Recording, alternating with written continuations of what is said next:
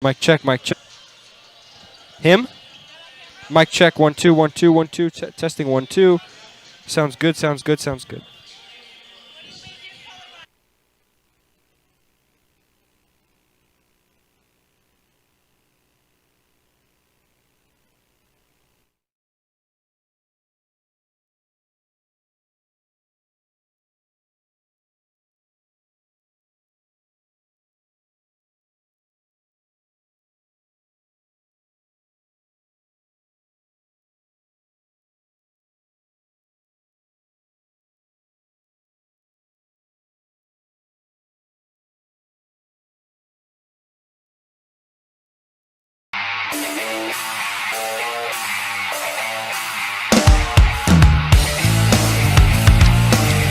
Jackson told me he's through, gets to the ball, and one play.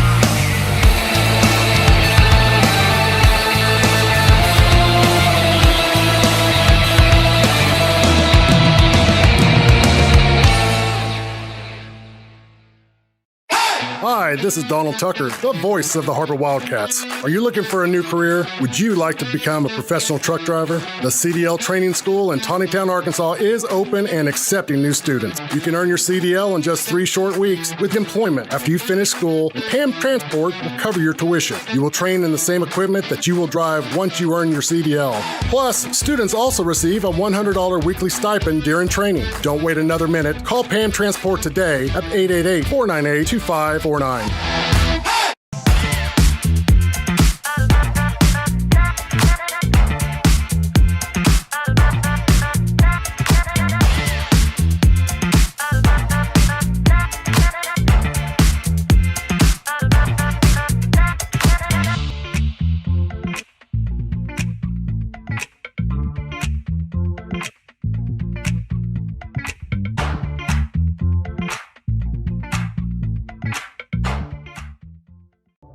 Thank you for supporting the Fuel and Feet program. I'm Jared Park.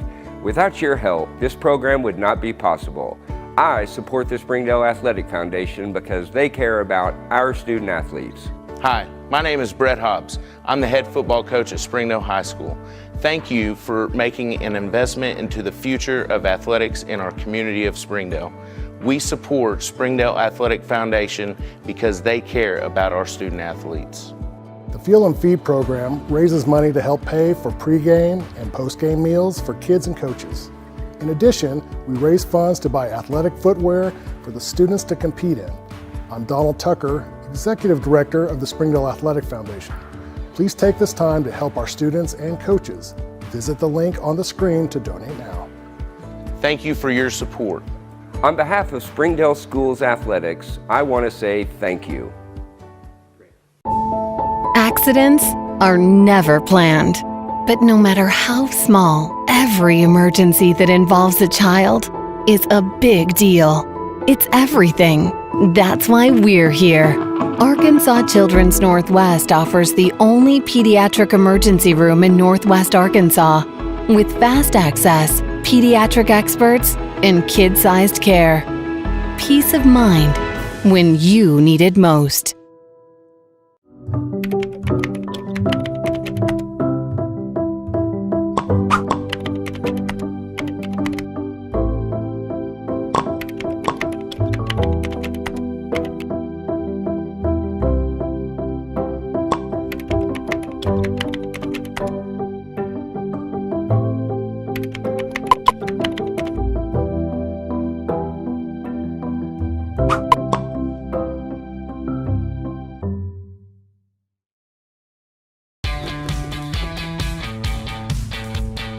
Goodbye, guessing. Hello, confidence. So long, stress. Hello, security. Farewell, running to the bank. Hello, banking from anywhere. Get a quick view of your balance, lock lost debit cards, and quickly deposit checks anywhere, anytime with the highly rated Arvest Go mobile app from Arvest Bank. Goodbye, limits. Hello, possibilities. Sometimes a dream car has nothing to do with horsepower or performance. My dream car is the one that gets me to my job every day. The one that lets me help a friend in need. I didn't think I had the credit. My credit score wasn't that good. but Car-Mart believed in me. They believed in me. My dream car? A 2016 Nissan Sentra. What's yours? America's Car-Mart. You keep the dream, and we'll keep you on the road. I'm Jason Jones, principal at Springdale High School. Thank you for making an investment into the future of athletics in our community of Springdale. We support the Springdale Athletic Foundation because they care about our student athletes. Thank you for supporting the Fuel and Feet program. I am Paul Gree, principal at Har-Ber High School. Without your help, this program would not be possible. I support the Springdale Athletic Foundation because they care about our student athletes. The Fuel and Feed program raises money to help pay for pregame and postgame meals for kids and coaches. In addition, we raise funds to buy athletic footwear for the students to compete in. I'm Donald Tucker, Executive Director of the Springdale Athletic Foundation.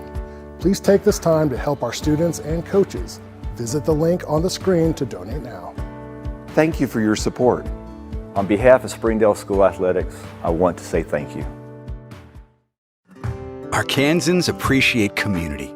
We work and raise families, care for our neighbors, and come together in good times and bad. At First Security, that local strength is what we love best about our home state. There is commitment here, and heart, and hope. Thank you to everyone who is standing together, learning from one another, and making Arkansas a place we all love to call home. We're proud to be your community bank.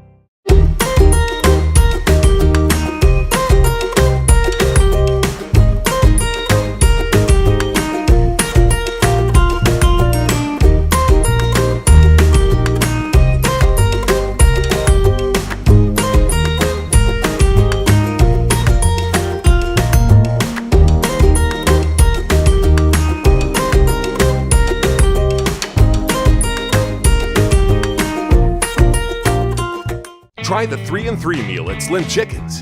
3 hand-breaded chicken tenders paired with 3 perfectly fried wings. Shake it in your choice of house flavors. Served with fries, Texas toast, and a medium drink. Slim Chickens. Fresh, delicious chicken.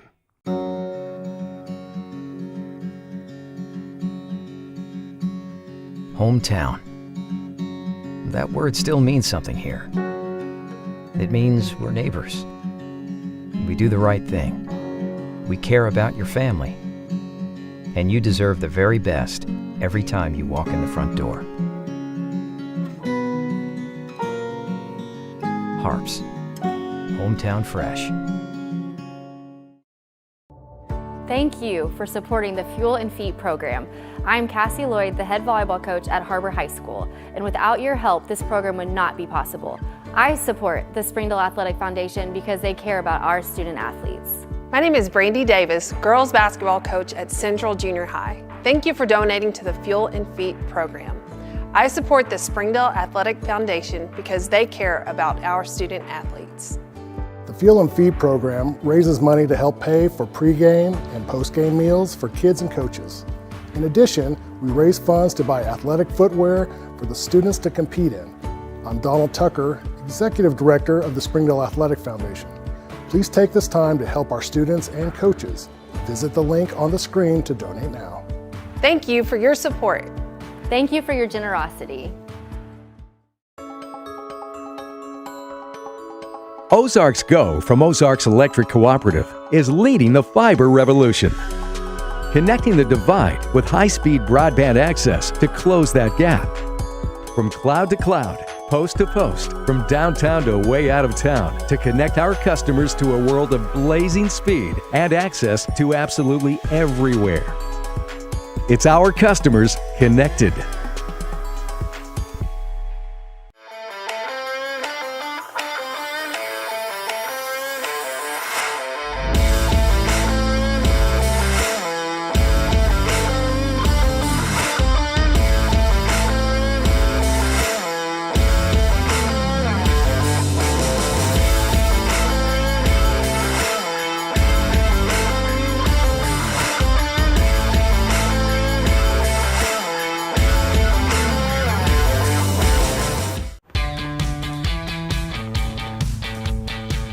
Goodbye, paperwork.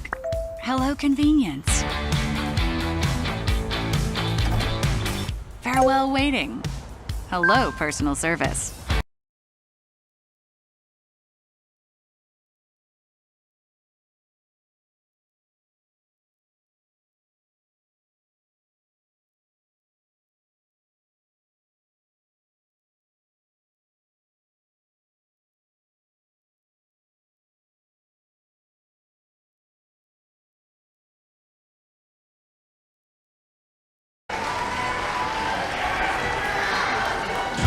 And now, here's the starting lineup for Rogers Mounties. At guard, a 5'8" sophomore, number 2, Taylor Christman. At guard, a 5'6" sophomore, number 13, Kate Jackson. At guard, a 5'10" junior, number 3, Brooklyn Owens. At forward, a 6' junior, number 15, Savelle Solis. And at guard, a 5'7" senior, number 4, Ava Johnson. Good evening to the Springdale Athletic Foundation. I'm Connor Jenkins, joined alongside by Jared Park. Thank you for joining us, Mr. Park. Appreciate it. Great to be here. Hadn't been here since the state tournament last year. Yeah, it was a very fun one. Rogers facility is a very nice facility, and you see a new facility coming to Springdale High School as well. That facility should be top tier coming to it. Yeah, the thing, just like the school is being built around here, you can't build them old, so everything new, looking big and shiny. Yes, as we're getting to the game, and big is not a thing that we're going to define these teams by. These are not two big teams, but Madison Campbell wins the tip as a guard, and now McKinley Campbell with the ball. Gives it up Jazz MacArthur. Looking for post action with Delaney Roller down low. Shoots the fadeaway jumper, does not get it to fall, and the ball will go the other way. That's Brooklyn Owens with it. Owens against Madison Campbell. Campbell always gets the toughest assignment defensively for the Cats. Which is why she tends to get into a little bit of early foul trouble every game. I hope she can get through a couple minutes here without picking up that early one. Northside had 3 Lady Wildcats foul out of the ball game, as up and good for the Rogers Mounties. Trying to see the number on that one, as that's number 13, Kate Jackson. But yeah, you had Maya Haney, all 3 freshmen actually, Maya Haney, McKinley Campbell, Madison Campbell, all foul out of the ball game against Northside. Hey, and that was a tough physical game. The girls learned a lot from that. Hey, the babies didn't back down any the other night. That was a physical game. McKinley Campbell with the pump fake, doesn't get the shot to fall, rebounds her own. Keeps it, decides to shoot up the 3, short on the play, and Brooklyn Owens coming the other way. She'll look to push, one-on-one. Going inside against Rollers. Hook shot, no good. Rebounded by Madison Campbell out to MacArthur, and MacArthur will run the one responsibility for the Cats. 2-0 to our score with 6:39 left to play in the first. McKinley Campbell with it. Going inside, sends out to Fitzgerald, now to MacArthur, now to Madison Campbell. Fakes the 3, going inside, weaving through, putting up the layup, and yes, for Madison Campbell. Shooter's touch right there, got the roll. Wildcats putting on the early press here against the Rogers Mounties. That's Kate Jackson with the ball. Gives it up. Now the corner, Brooklyn Owens. She'll decided against the 3, but against MacArthur, she'll go inside, put up the shot, and good. Took a little contact right there and made a great shot. This team, a very high stealing team in the Wildcats. They do a lot of it. 11 steals per game as a team. And 3 of those come from Madison Campbell and McKinley Campbell. 3 of them each. As Delaney Roller with the ball, dribbles off the foot of Kate Jackson, as that's going to be a kick ball call, and the possession should stay with the Wildcats. I know you hate trusting your math on air, but I believe that's 6 turnovers a game for the Campbell girls. 3 and 3. Oh, steals. I was talking steals, though. You got me on the turnovers. I was wondering turnovers. No, I would never point out turnovers. I did that a lot. As Delaney Roller with the 3, short on the play as Owens coming the other way. Owens. Now Jackson going inside, putting up the layup, doesn't get it to fall. Rebounding is Delaney Roller. She averages 4 rebounds per game. Now McKinley Campbell going inside, sends out. Madison Campbell, 3 up. That's going to be short. And going the other way are the Mounties. Jackson with the ball.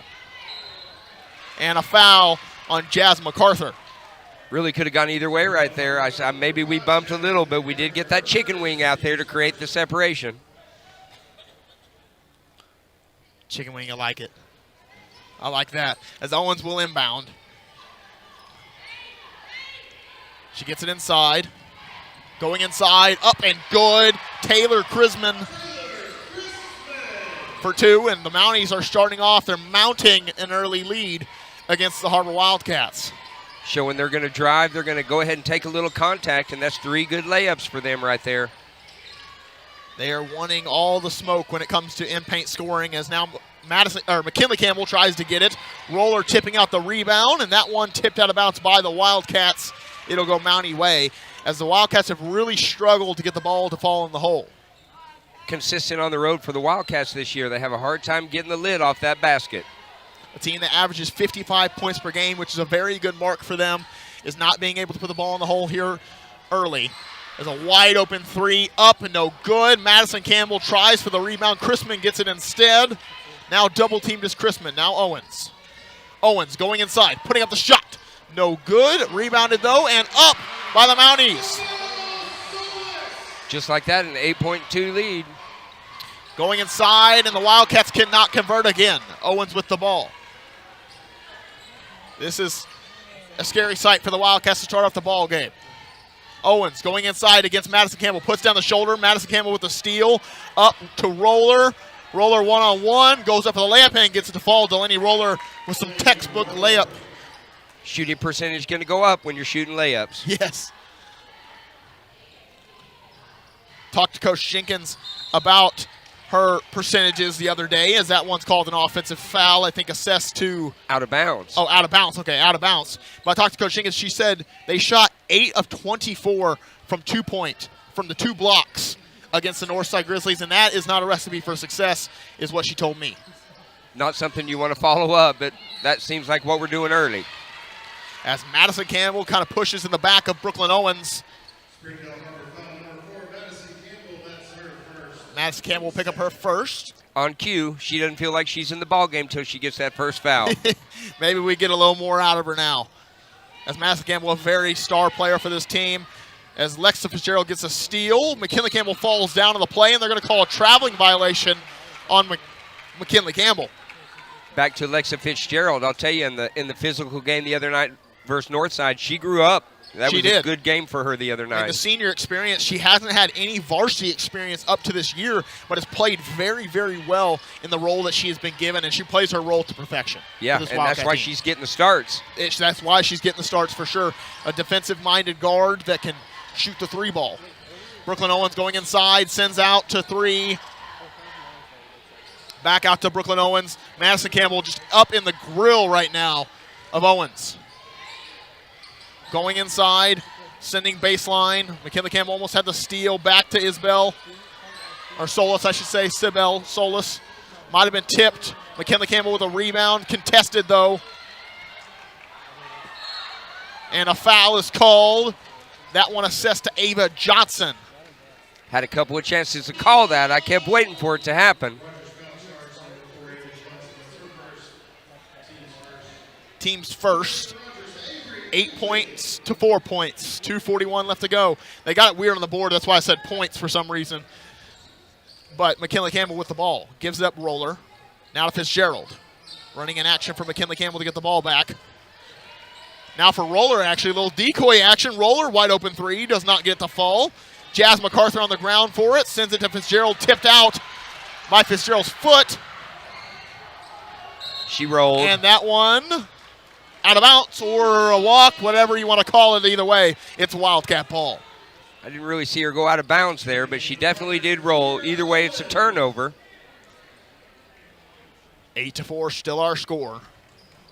Kiera Owens will come into the ball game. She started the first time between these two teams, had a great game in that one, and now off the bench. So Rogers Mounties have some depth here. They're the 6th seed. Fitzgerald maintains the ball, sends out to Madison Campbell, over to Roller, and Roller, if she was Shaquille O'Neal, might have caught that, but Roller's only 5'7", 5'8" maybe.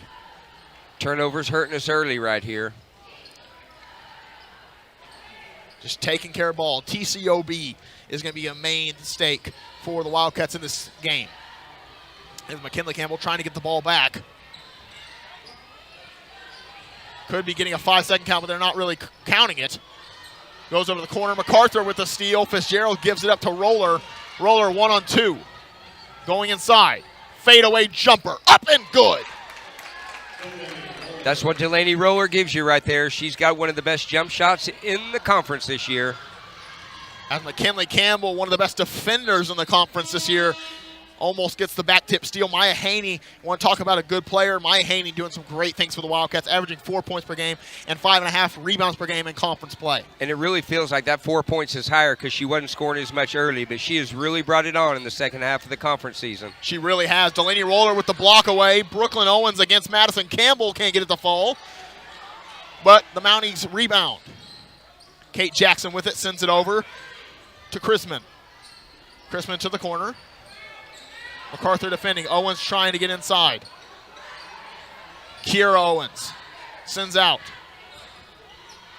And out of bounds off the foot of the Mounties, and that will go the other way for the Wildcats. 8-6 our score, so right now no one really scoring. The scoring's not the definition of this game so far. It's been really some sloppy taking care of the ball by both teams. Well, Rogers hot early with a bunch of layups, but that Wildcat defense has turned up the heat, and here we're back in at 8-6.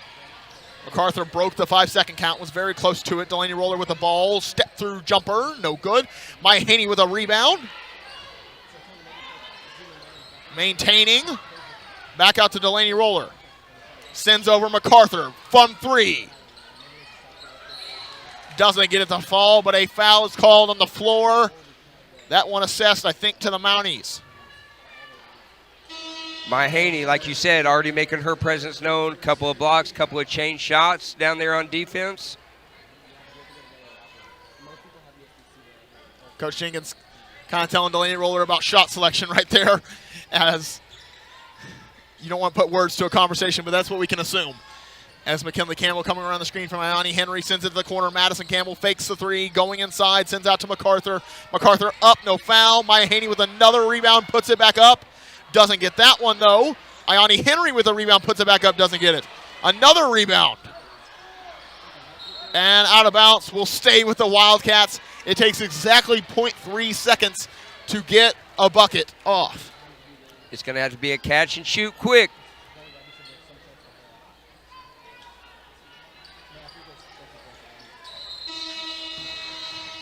No shot, as that one will end the first quarter. 8-6 our score, a 2-point lead for the Lady Rogers Mounties going into the second quarter. We'll be right back here on Springdale Athletic Foundation Television Network. Joe and Larry here with Sam's Furniture. We just wanted to thank you for your business and to let you know that your purchase helps serve so many people.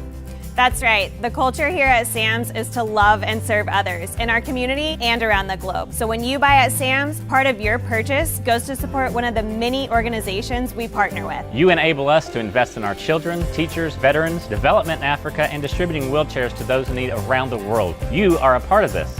So from the Sam's Furniture family to yours, thank you.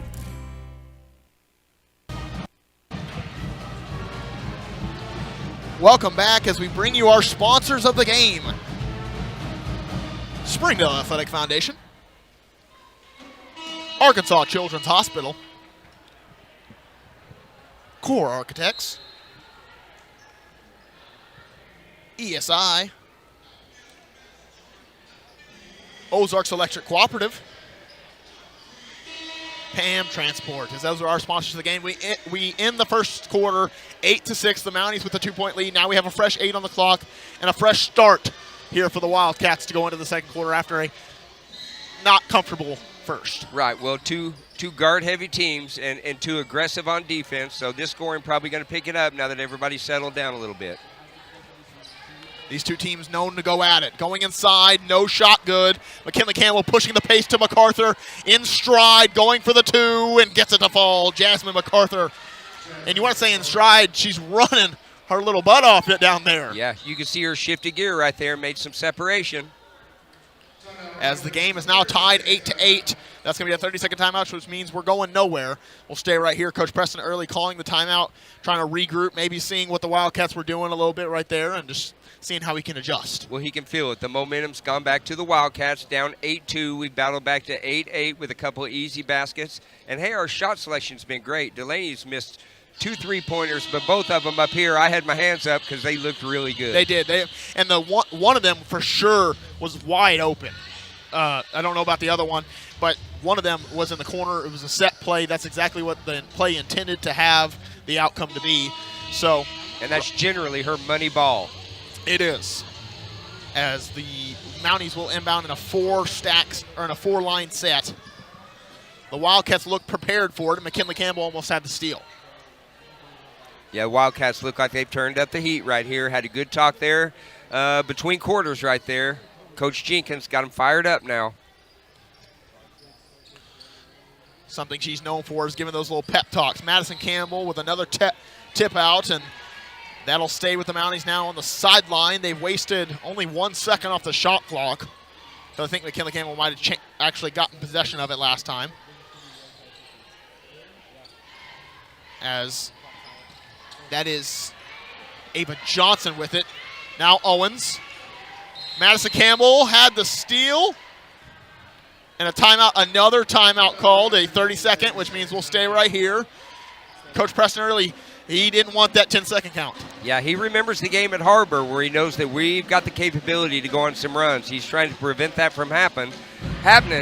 And you can tell the Wildcats, the pressure, 2 inbound passes in a row right there that we knocked back out of bounds, so they're feeling the heat. I mean, really, we saw it since that 8-2 mark. The Wildcats got down, and then they kind of turned it on a little bit defensively, and that's what sparked their offense. Really, offensively, they haven't been scoring in the half court. They've been scoring in the full court, and you really see their defense leading to their offense more so. Right, and hey, I'm looking up here at the board. We're doing it without fouls tonight. Usually about a couple of minutes into the second quarter, and we've got a couple with 2 or 3 fouls, it feels like, almost every game. Yeah, it can be definitely worrisome with the Wildcats after a first quarter and a half, but right now foul trouble has not been an issue so far, knock on wood. Kira Owens going inside for the layup and gets it to fall. She'll get 2 on the board, making it 10-8. Ending the run by the Wildcats. MacArthur will pull up from mid-range, not get it to fall. As a foul is called on Madison Campbell. Seemed awful quick, like he was ready to call that. Madison Campbell will most likely, she will sub out of the ball game. Delaney Roller coming back for her. And honestly, one of the worries coming into the season for the Wildcats was how much depth are they going to really have. And you see some players step up, really. Ione Henry stepped up, and she was not really counted on at the beginning. She was in JV to start, and now she is a solid player for this Cat team. Maya Haney, Jazz MacArthur, Lexa Fitzgerald. I mean, they've got a lot of storylines this year to follow. Yeah, Lex giving us really our early senior big-time play, and the rest of them babies, and you've watched them really grow from first game till now. As the Mounties will inbound, Kira Owens trying to get it inside. It's been very rough for the Mounties to get the ball inside. Owens pulls from 3. Good. Ooh, that was over there from the Lady Mountie decal right there. That one was deep. Now McKinley Campbell with the ball. The Wildcats trail by 5. Like to see McKinley Campbell get a little active scoring-wise. Sends it over to Roller in the corner. Driving baseline, pulling up for the shot, and good. Delaney Roller makes it look easy. I love it. She didn't settle for that 3 right there. She drove it in there and did what she does, the little floater jumper. Kira Owens now with the ball against McKinley Campbell. Going inside, Ione Henry there for the steal. Maya Haney now, 3-on-2. Maya Haney putting on the speed, going up inside, and good. Maya Haney with the speed and control. That's want to remind everybody she's a freshman. That's a junior-senior move right there. The control right there of the body movement. I really haven't seen that in a while, especially from a freshman other than maybe Patience McDaniel. As Brooklyn Owens pulls up, does not get it. Ione Henry with a rebound, and now MacArthur with it. MacArthur full court to Roller and got a little bit of ahead herself. Absolutely the right idea right there. It was. Just a little much steam on that pass.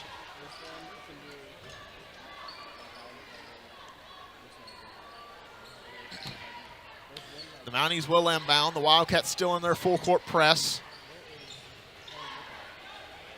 Matching up right now, MacArthur against Owens. Kira Owens, I should say. Brooklyn Owens is against McKinley Campbell. Haney with the fire on the screen. Stolen away by McKinley Campbell, now thrown away by the Wildcats.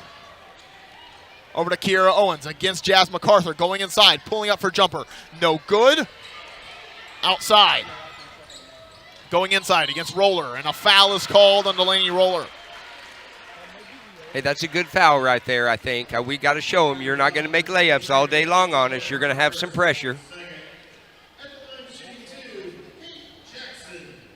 Kate Jackson at the line, shooting 2. She will sink the first. 14-12 our score, 5:26 left to play in the second quarter. And the second one good by Kate Jackson. She's got 4 in the ball game. McKinley Campbell now with the ball. Stay tuned. We have the doubleheader here tonight on Springdale Athletic Foundation. We got the boys game coming up after this, and that should be a fun one. Aiden Cronster versus Cortland Moultrie. As McKinley Campbell with the ball. Looking to Maya Haney. Maya Haney driving baseline, going up and is blocked away by the Mounties. Kind of put it a little bit behind her head almost. Good aggressive drive right there. Looks like we got a little pushing going on down there in the low, and you got to love that from your freshman. She's not going to back down. She definitely proved that against Northside the other night. She 100% did. Inside, Diani Henry. She'll go up for the layup. Doesn't get it to fall, but that'll stay with the Har-Ber Wildcats on the baseline. So again, they get to run a baseline out of bounce play or a blob. Roller gets it inside to McKinley Campbell. Now over to Roller again, and there was a foul and a 3. The shot should count. He's waving it off over there on the far side. Delaney finally got those feet set. And a beautiful shot right there, and I'm with you. You know, you got to let that shot count right there. Well, I mean, they did that the other night, I think, against Northside, where there was an away from the ball foul, but they counted the shot still. That's, I think, the rule that should be in state, or in effect. Over to Roller again. She pulls from 3 again, gets it to fall.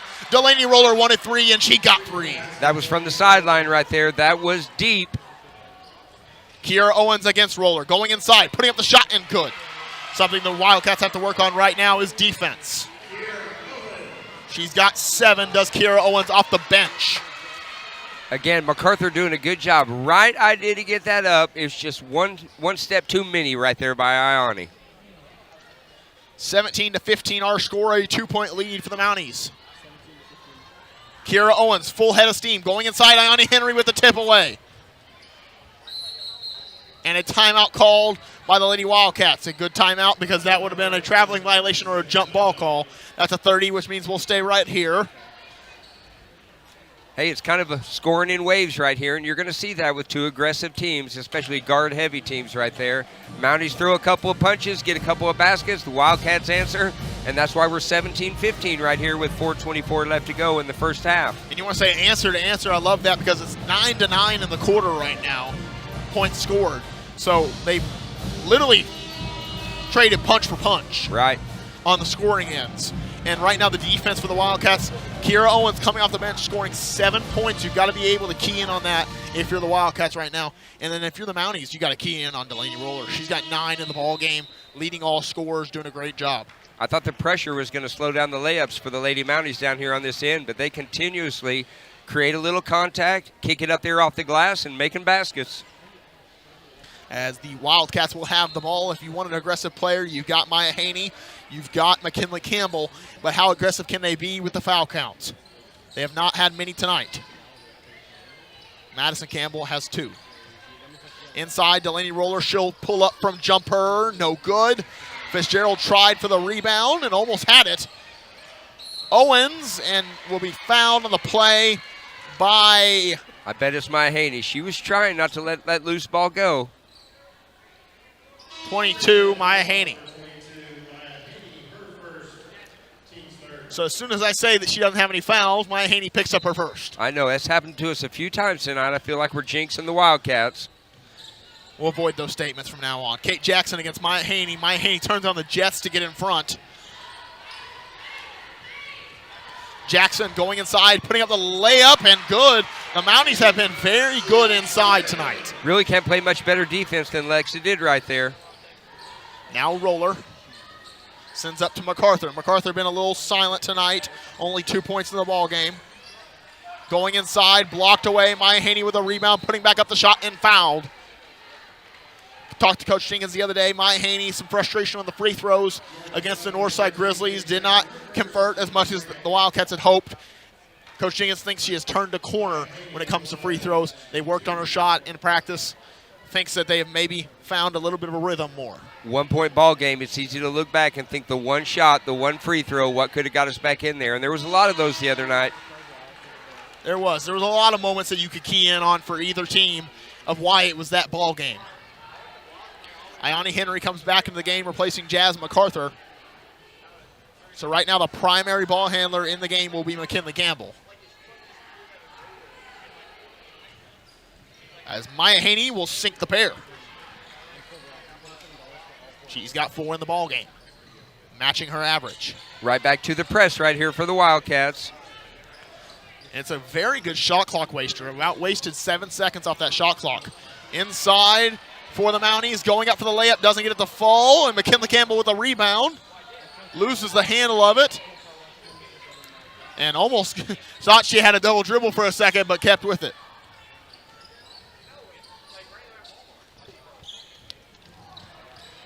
Now McKinley Campbell trying to get the ball out, and they're going to call that out of bounds on the Mounties. They'll stay with the Wildcats on the sideline, 19-17, our score, 3:07 left to play in the second quarter. They get the ball inside to McKinley Campbell. Now back to Delaney Roller from deep three-point territory.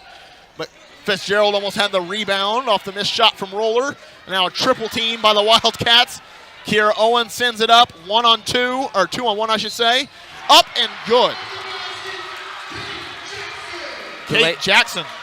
Delaney Roller got caught right there in no man's land. She couldn't decide whether to come off the girl she was guarding or come get the ball.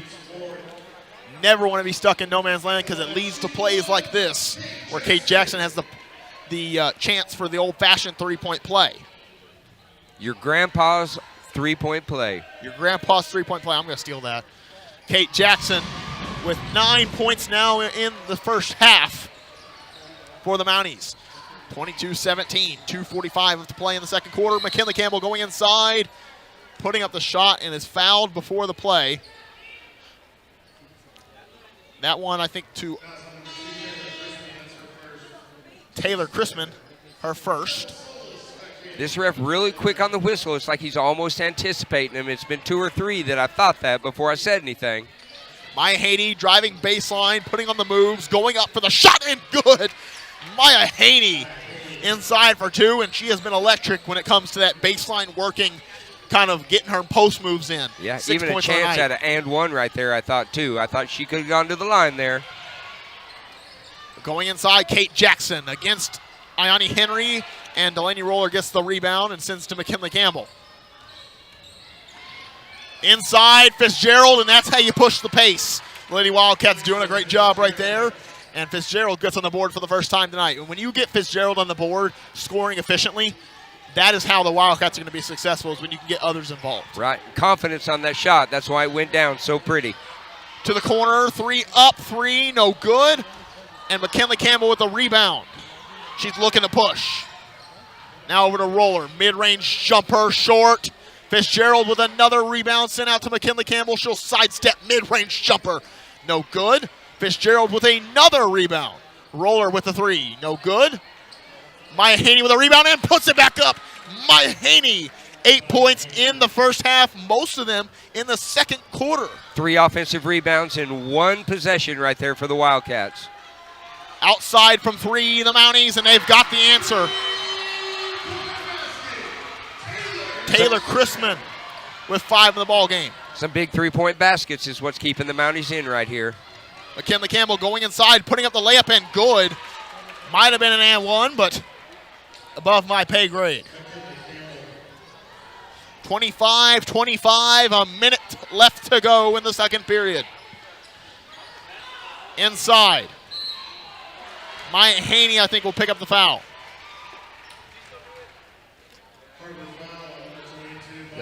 Maya Haney, her second. Team's fifth, so the bonus for the Mounties. They'll shoot 2 free throws for the rest of the quarter. Which is only 55.4 seconds. I'll tell you, this has been a fast ball game because there really hasn't been a whole lot of fouling, and both teams really getting up and down the court. It's really gone quick.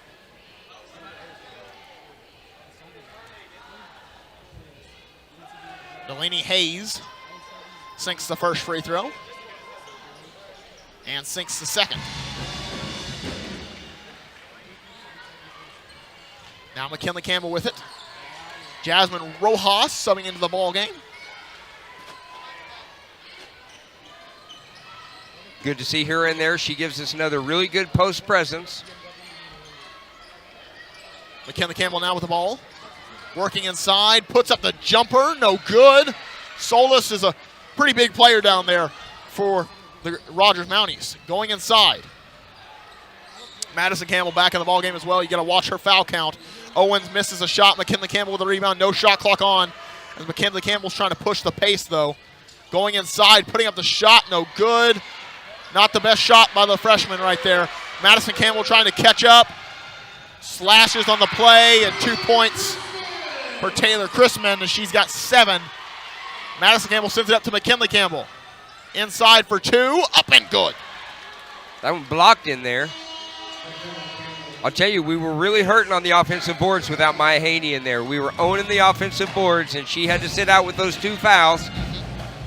Yeah, Maya Haney doing a great job tonight. She's got 8 points in the first half, and probably a lot of boards to go with it as well, maybe 4 boards. Yeah, I'd say at least. We had a couple of possessions where we had 3 or 4 in one possession. So. Exactly. 29-27, the end of the second quarter and the end of the first half. We'll be right back here on Springdale Athletic Foundation Television Network with third quarter action.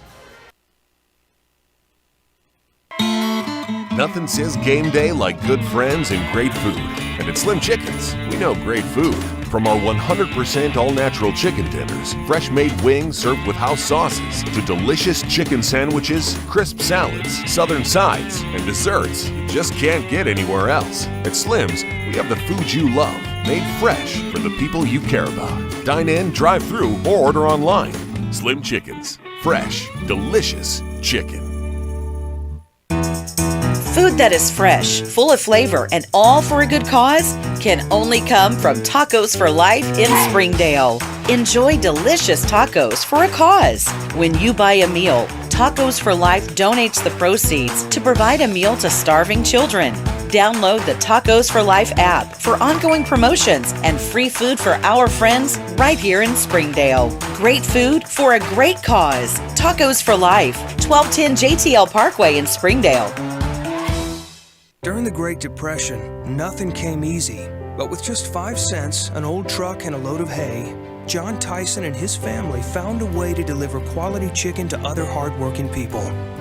Today, Tyson continues to find new ways to help put a chicken in every pot. Because people deserve farm-raised chicken of the highest quality. At Tyson, we remain committed to this simple promise: to always keep it real, to always keep it Tyson. Hey Northwest Arkansas, Lara here at Sam's Furniture. If you're looking for new furniture, we have over 170,000 square feet selection at everyday low prices and same-day delivery available. But the best part is that we love to serve our community. So when you buy at Sam's, part of your purchase goes to support one of the many amazing organizations that we have been blessed to partner with. Serving others, especially those in need, is our culture here, and we hope that you'll be a part of that too. Arkansas's largest furniture destination, get it at Sam's. My name is Eric Burnett. I am the Assistant Athletic Director for the Springdale School District. I am so grateful for your donations to the Fuel and Feed program. I support the Springdale Athletic Foundation because they care about our student athletes. My name is Chris Wood, Assistant Athletic Director of the Springdale School District. It's because of the generosity of people like you, we are able to fully support the Fuel and Feed program. For this, we thank you and appreciate your help. I support the Springdale Athletic Foundation because they care about our student athletes. The Fuel and Feed program raises money to help pay for pregame and postgame meals for kids and coaches. In addition, we raise funds to buy athletic footwear for the students to compete in. I'm Donald Tucker, Executive Director of the Springdale Athletic Foundation. Please take this time to help our students and coaches. Visit the link on the screen to donate now. Thank you for your support. On behalf of Springdale Schools Athletics, I want to say thank you. If you need that love, support, somebody to push you, to tell you can do it, I would tell them to come to PAM Transportation. It's a family here. It's not just a regular company. They will look after you. They will show you that you are important, you are welcome here.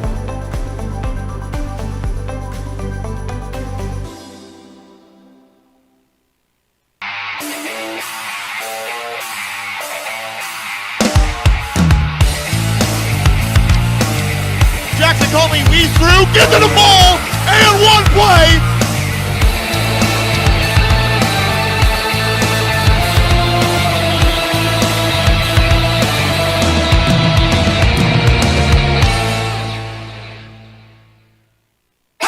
Hi, this is Donald Tucker, the voice of the Har-Ber Wildcats. Are you looking for a new career? Would you like to become a professional truck driver? The CDL Training School in Tawnytown, Arkansas is open and accepting new students. You can earn your CDL in just 3 short weeks with employment after you finish school, and PAM Transport will cover your tuition. You will train in the same equipment that you will drive once you earn your CDL.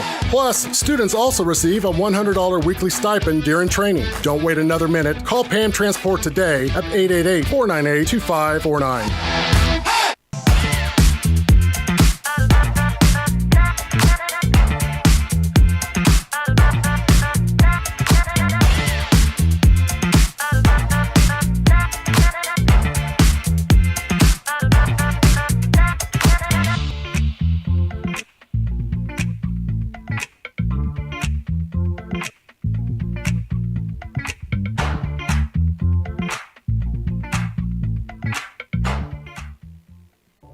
Thank you for supporting the Fuel and Feet program. I'm Jared Park.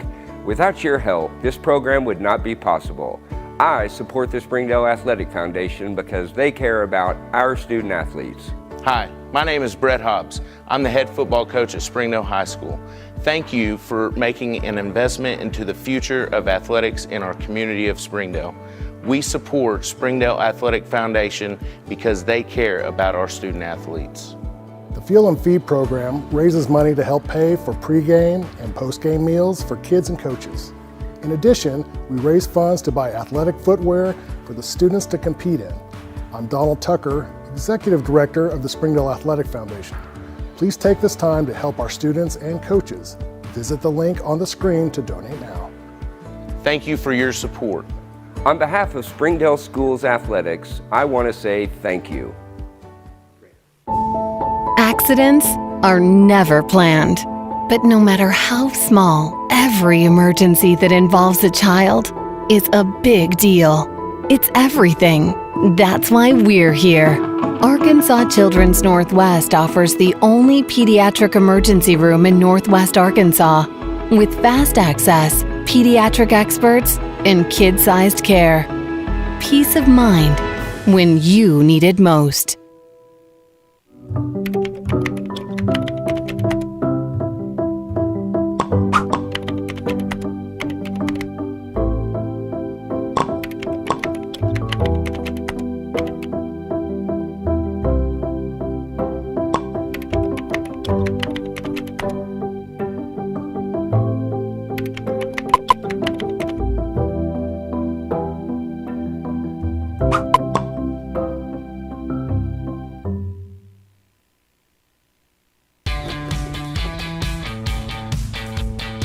Goodbye, guessing. Hello, confidence. So long, stress. Hello, security. Farewell, running to the bank. Hello, banking from anywhere. Get a quick view of your balance, lock lost debit cards, and quickly deposit checks anywhere, anytime with the highly rated Arvest Go mobile app from Arvest Bank. Goodbye, limits. Hello, possibilities. Sometimes a dream car has nothing to do with horsepower or performance. My dream car is the one that gets me to my job every day. The one that lets me help a friend in need. I didn't think I had the credit. My credit score wasn't that good. But Car-Mart believed in me. They believed in me. My dream car? A 2016 Nissan Sentra. What's yours? America's Car-Mart. You keep the dream, and we'll keep you on the road. I'm Jason Jones, principal at Springdale High School. Thank you for making an investment into the future of athletics in our community of Springdale. We support the Springdale Athletic Foundation because they care about our student athletes.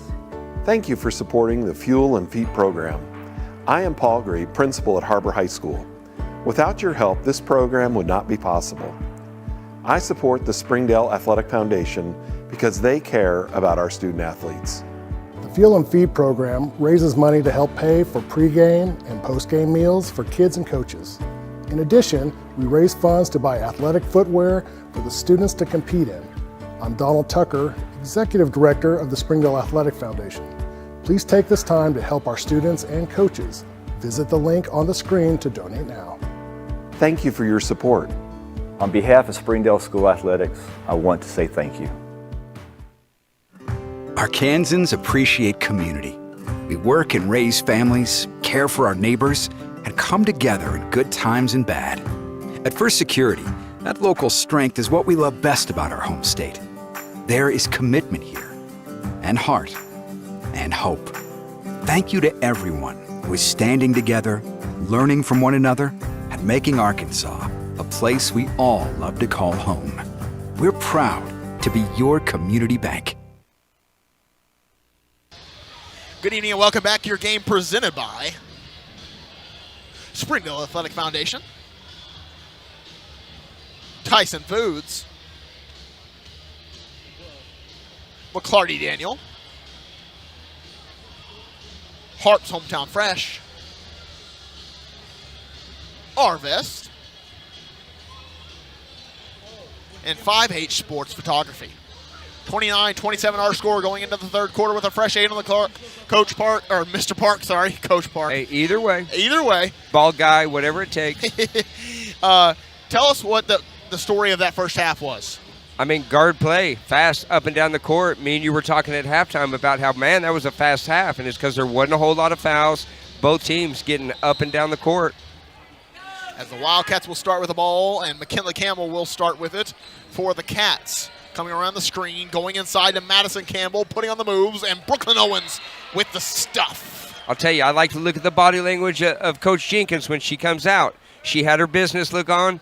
Complexion looked a little bit red, like she had gone in there, warmed him up a little bit, whispered some sweet nothings to him. Sweet nothings, I love it. As MacArthur has it, getting the screen, giving it back to Roller. Roller going inside, sends out Fitzgerald, fakes the three. You'd like to see her maybe shoot that one. As MacArthur gives it up, Madison Campbell, she's got a left side to work with, goes up for the shot and is fouled on the play. Madison Campbell will go to the line, shooting 2 for this Wildcat squad. Madison Campbell, 2 points in the ball game. You'd like to see, and I've talked to multiple coaches on the coaching staff, Coach Tarver, Coach Norman, Coach Jenkins. All of them agree that they'd love to see Madison Campbell attempt more shots and get more points on the board. Hey, she's so busy on the defensive end, she's got to take a break somewhere. Exactly. That's where she has to, because she is by far the best defender and the go-to defender for this Wildcat team. And again, a very unselfish Wildcat offense. They don't care who's the leading scorer. There's no egos on this team, and that's really has paid off for us in a lot of ball games. It really has. As Brooklyn Owens coming the other way, she's guarded in the full court by Madison Campbell, who is just in defensive slides. That was my least favorite drill when I played, and she is just loving it right now. She didn't have to work at it. It comes natural. Yes. Going inside is Chrisman. She's fouled on the play. That one assessed to Delaney Roller. Uncommon to see her pick up 3 fouls this early in a ball game. I only had her down for 1. I'm with you. I couldn't remember 3 fouls for sure. Chrisman has 8 in the ball game. 30-28 our score. Roller with 9. And Madison Campbell with a rebound off the shot, and McKinley Campbell will bring it up for the Wildcats. She's done a lot of the handling tonight for the Cats. Haven't seen MacArthur really run the one as much as we've seen her in the past run it. Roller with it, gives it up to McKinley Campbell, has a side to work with. You're doing a two-man game with Roller. Going inside, sending back out Roller, wide open three, up and good.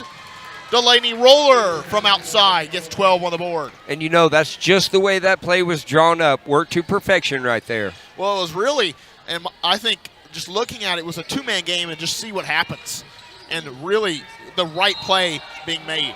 As Jasmine MacArthur went to theater class and made that happen right there. Yeah, but I'll tell you, there's for our sponsor Tyson, there's another chicken wing right there, and they finally called one. I love that, calling out the sponsor at the same time of calling that. That's a Donald Tucker move. He used to do that all the time. He used to say, that shot brought to you by. As Delaney Roller, wide open three, no good. Madison Campbell with the rebound, puts it back up, was maybe fouled. Tries to get her own rebound again and does. Now McKinley Campbell back to Madison Campbell. Going inside, putting on the spin move. Out to McKinley Campbell. Pull up, jumper, up, short, rebound, layup, up and good. 3 offensive rebounds for the Wildcats right there to get that basket. Not going to be deterred on the boards, and now they have a 3-point lead, 33-30.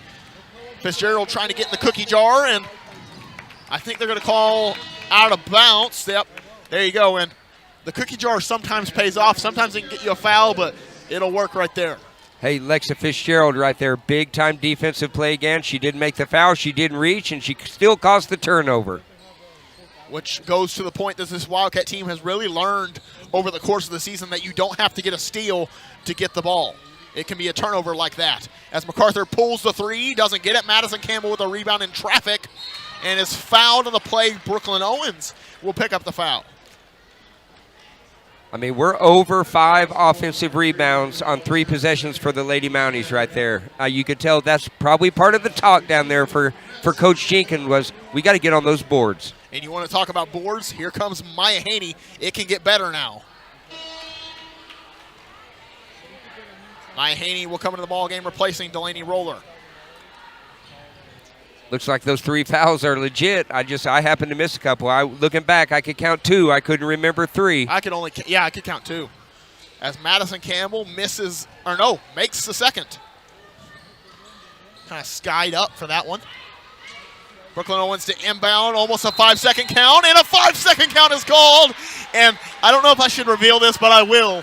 Coach Jenkins promised a cookie cake for every 5-second count that was called in this ball game, whether it be JV or varsity. And there's a 5-second count and a cookie cake for the Lady Wildcats. They may have to run little sprints to get them off. Yes.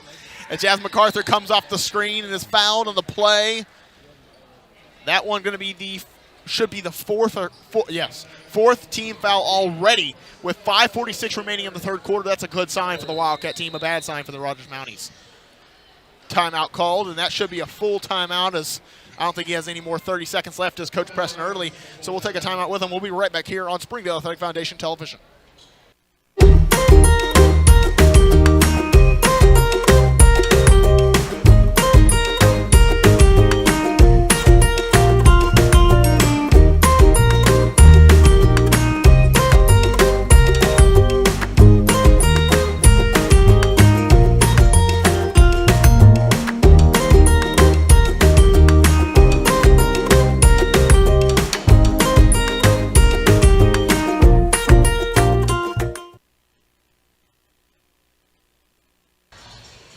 Welcome back, 34-30, and we were talking about it in the break. Tell us what you just said in the break.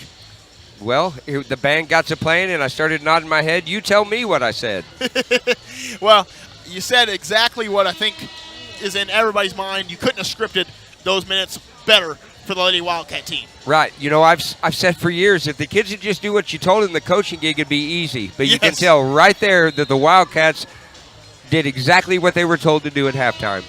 And it paid off. They made a little bit of a comeback and are now up 34-30 against the Rogers Mounties. The Rogers Mounties is the 6th seed in the conference. Trying to find my records right now. 6th seed in the conference at 4-7. The Wildcats, and there you go. Maya Haney right there. Maya Haney, and she is now 10 points for the Wildcats in double-double watch. Going into the full court, blocked away by Haney. As Madison Campbell now with the ball, she's doing it on both ends. Hey. It works. Madison Campbell putting on the dribble moves, going inside, weaving through, putting up the layup, doesn't get it. And Maya Haney there for a jump ball. Can I say her name even more right now? She is doing everything. Yep. Basket, block, rebound on the other end, jump ball. Stats going up right there in a couple of possessions for Maya Haney. Stat padding. Getting inside of the Mounties under duress. 36-30 our score, 5:13 left to play in the third quarter. Kiera Owens with it. Pulling from three, she was wide open. Misses the shot, and Madison Campbell is putting together a great rebounding third quarter. She's doing a great job on the rebounds. You can coach a lot of things. You can't coach hops and you can't coach speed. She's got both. Kinley Campbell outside Madison Campbell. Up three. No good. Rebounded by the Mounties. Kiera Owens with it. MacArthur from the back. Tipped. Yep. About to get back tipped, and now MacArthur will have a dunk time and goes up for the layup. MacArthur wishes she could dunk. We all wish do. it. Yes.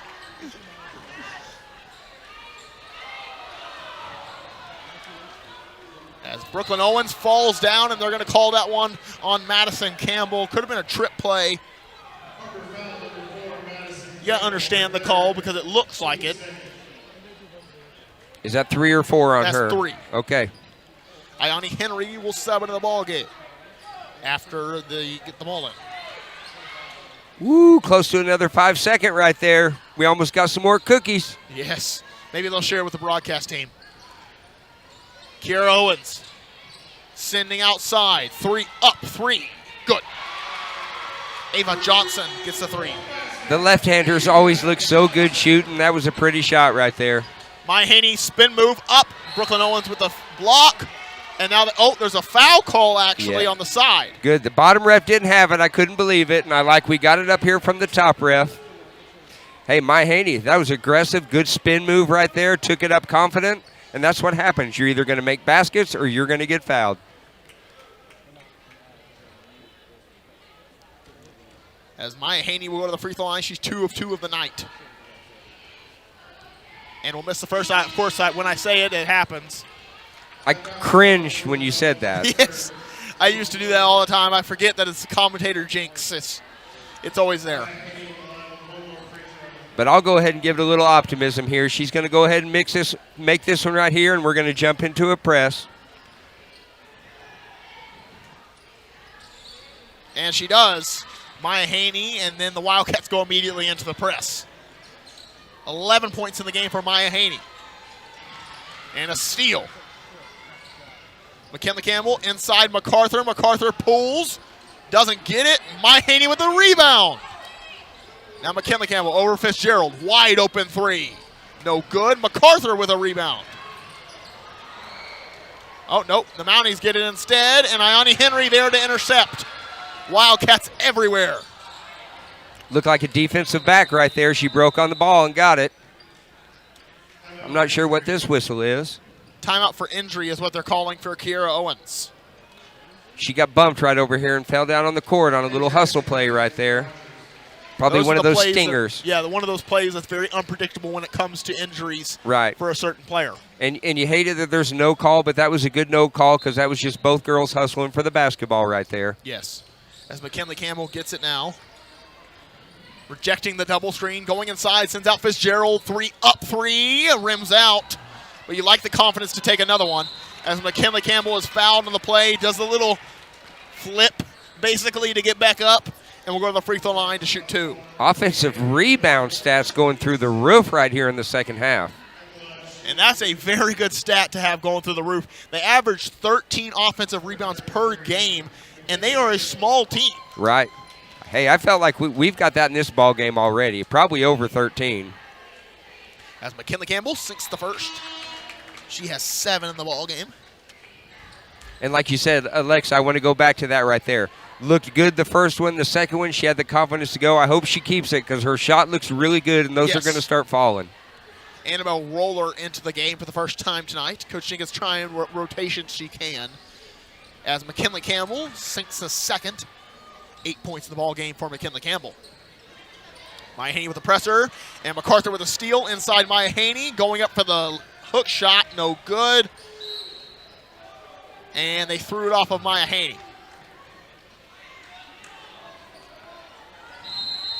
And a timeout called by the Rogers Mounties. Hey, and I believe they're only going to have one timeout left if I'm keeping my numbers right. Should be. I don't know where it's on the board, actually. I can't I believe see we where had it's on the board. two 30s and 2 fulls right here now, Yeah, so I that's believe 2:30, they have 2 one fulls, left. Yep. There you go. As we'll take a full timeout with them. We'll be right back here on Springdale Athletic Foundation Television. Try the 3 and 3 meal at Slim Chickens. 3 hand-breaded chicken tenders paired with 3 perfectly fried wings, shaken in your choice of house flavors. Served with fries, Texas toast, and a medium drink. Slim Chickens. Fresh, delicious chicken.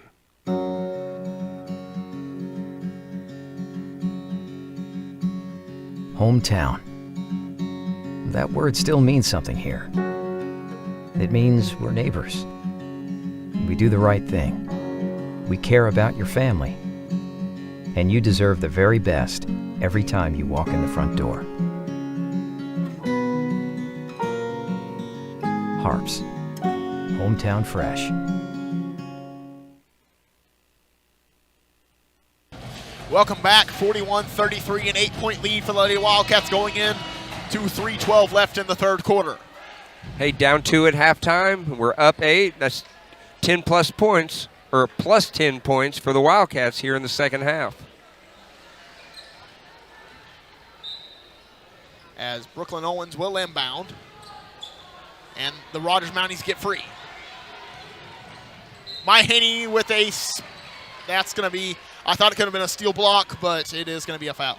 And we see Annabelle Roller in there, so here we're going into the bench deep, trying to get good experience because you never know what you're going to need as you finish out this season and you make a run in the playoffs. So I love it. The last couple of games, she's been getting some early, big-time minutes. Not the fluff minutes at the end, but minutes that matter. As the first free throw missed by the Mounties.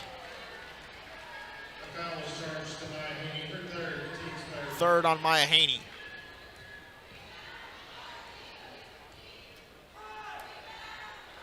And another free throw missed. Maya Haney tried for the rebound, and MacArthur gets it instead. MacArthur against Owens, now pulling out. McKinley Campbell running the action. Coming around, Annabelle Roller now to Maya Haney. Back to McKinley Campbell. Going inside, puts on the move, does not get it to fall, and that'll be a foul call. I think Ioni Henry will pick up that one. Or McKinley Campbell. It looks like they called that on McKinley, but yes, that was Ioni all the way right there. As McKinley Campbell's first. J.C. Weatherford into the game, subbing out Maya Haney. So Coach Ding is just trying some different rotations here tonight. Weatherford's going to come in and give us good minutes. She always does. Taylor Chrisman has the ball now against Roller. Roller had a tip away. Where's our count? Where's our count? Nobody counting. Now Chrisman with it. She'll pull from 3 and short. Ioni Henry with a rebound. Weatherford sends it to McKinley Campbell. McKinley Campbell is not, no one stopped the ball, so she kind of just went with it. Weatherford with it, gives it up back to McKinley Campbell, and she'll reset the offense. Good to have a good PG that can reset it like that. Going inside, McKinley Campbell puts up a shot and good. I've loved her shot selection all night long. She hasn't got a whole lot of them to fall, but there we go. 10 points on the night for McKinley Campbell, below her average of 15 points per game in conference play. But finding her stride here later on. Mounties give it up. Walk. Now out of the corner, 3 up, 3, no good. Owens with a rebound, puts it back up, no good. And inside for 2, Sibel Solis. That's the second over the back. I thought that we should have got there. It happened over Maya Haney, and then it happened right there over Jazzy MacArthur. As Solis will shoot 1 for the Mounties. Coach always tells you, you block out, you're going to get that call. And I saw 2 good blockouts, but I didn't see the call. It really is so much easier standing up here, though, isn't it? It is, with 100%. a bird's eye view. I always say it's above my pay grade. That's my number one go-to when I'm talking about any calls. Now Roller gives it up Weatherford. Back over to McKinley Campbell. She's going to run the controls here for the Wildcats. And why shouldn't she? She's proven that she can. McKinley Campbell outside to Roller, to Annabelle Roller, I should clarify. Now MacArthur putting on the moves, put on the hezzy, didn't get the layup to fall. And out of bounds, will ball. Stay with the Wildcats. Again, the pressure from the Wildcats. We've even got with our subs in there, Annabelle and Weatherford. Still the pressure cranked all the way up.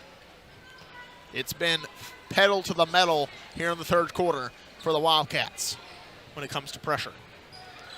MacArthur gets inside to McKinley Campbell. Gets the screen from Ione Henry coming around it. Looking for Weatherford. Now MacArthur. MacArthur can make some things happen offensively. Going inside. Sends it out. McKinley Campbell going to go inside. Brooklyn Owens has been a good deterrent for the Rogers Mounties, but she'll pick up the foul right there. That should be her third. No, fourth. I had it wrong. Fourth. And on cue, here comes somebody off the bench for her.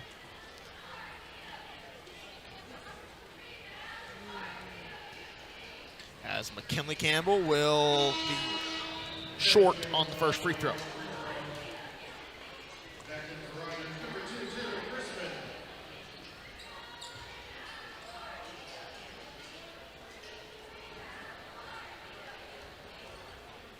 She'll get another.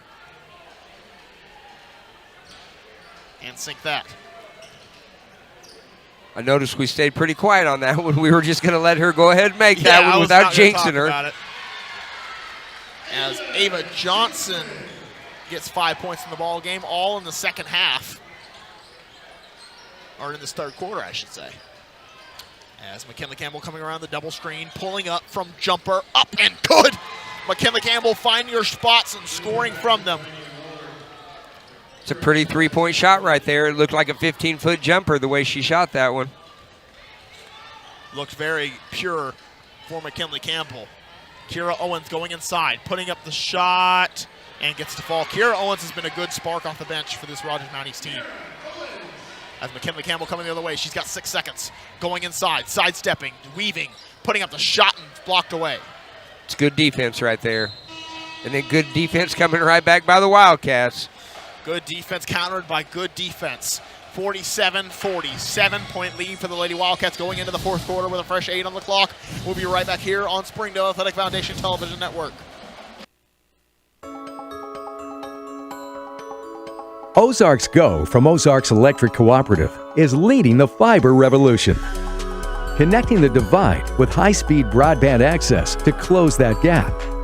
From cloud to cloud, post to post, from downtown to way out of town, to connect our customers to a world of blazing speed and access to absolutely everywhere. It's our customers connected.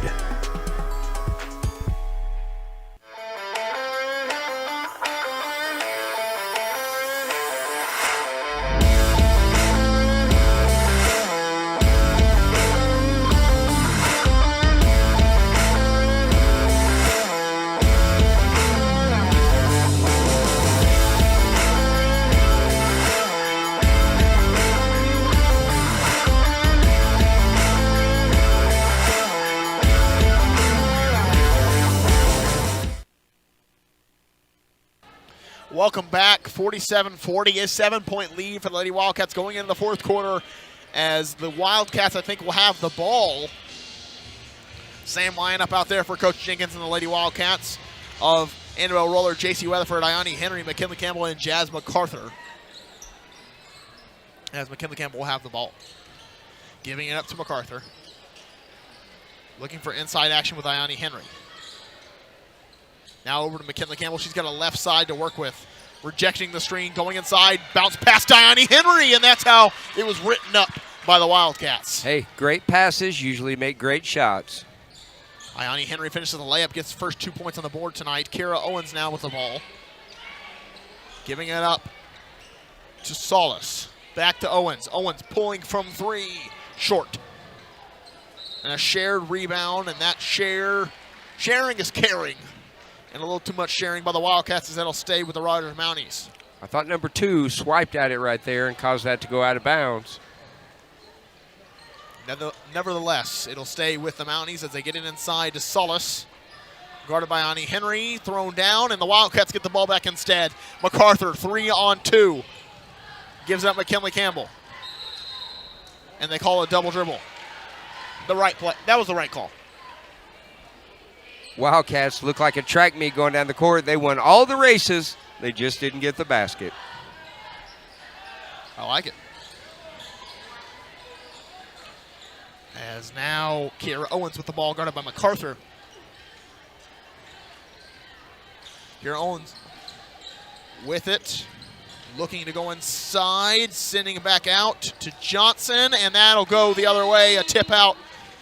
McKinley Campbell had a hand on it, then it tipped off of Rogers Mounties and will go to the Wildcats. I love it when Jazzy McCarthy starts just bouncing around a little bit. You can tell she's kicking it up a notch, and she starts bouncing around and creating plays. Now MacArthur with it. Sends it over Roller. Annabelle Roller getting the screen from Ione Henry, sends it to Weatherford. They had Henry down low for a second. Now MacArthur coming around the screen from Henry. Now Weatherford. Now MacArthur going inside, barreling inside for 2. She keeps it strong and gets the bucket. Oh, water bug. I could tell when she starts getting that look in her eyes. Now Brooklyn Owens. Going inside, McKinley Campbell knocks down Weatherford and charge drawn. Good minutes by Weatherford, and she could have done so many different things right there, but she decides to give up her body on the play. Hey, and that wasn't a little one. That was full steam coming at you. That's like being hit by a Yugo right there. Yes. Maya Haney, Delaney Roller, Madison Campbell will sub into the ball game, replacing Annabelle Roller, J.C. Weatherford, and Jazz MacArthur.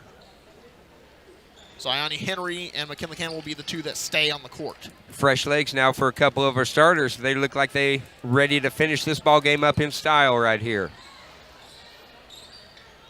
Some foul counts higher than the Wildcats would like. 3 fouls on all the 3 players that just came back in the ball game. So Delaney Roller pulls from mid-range, does not get it.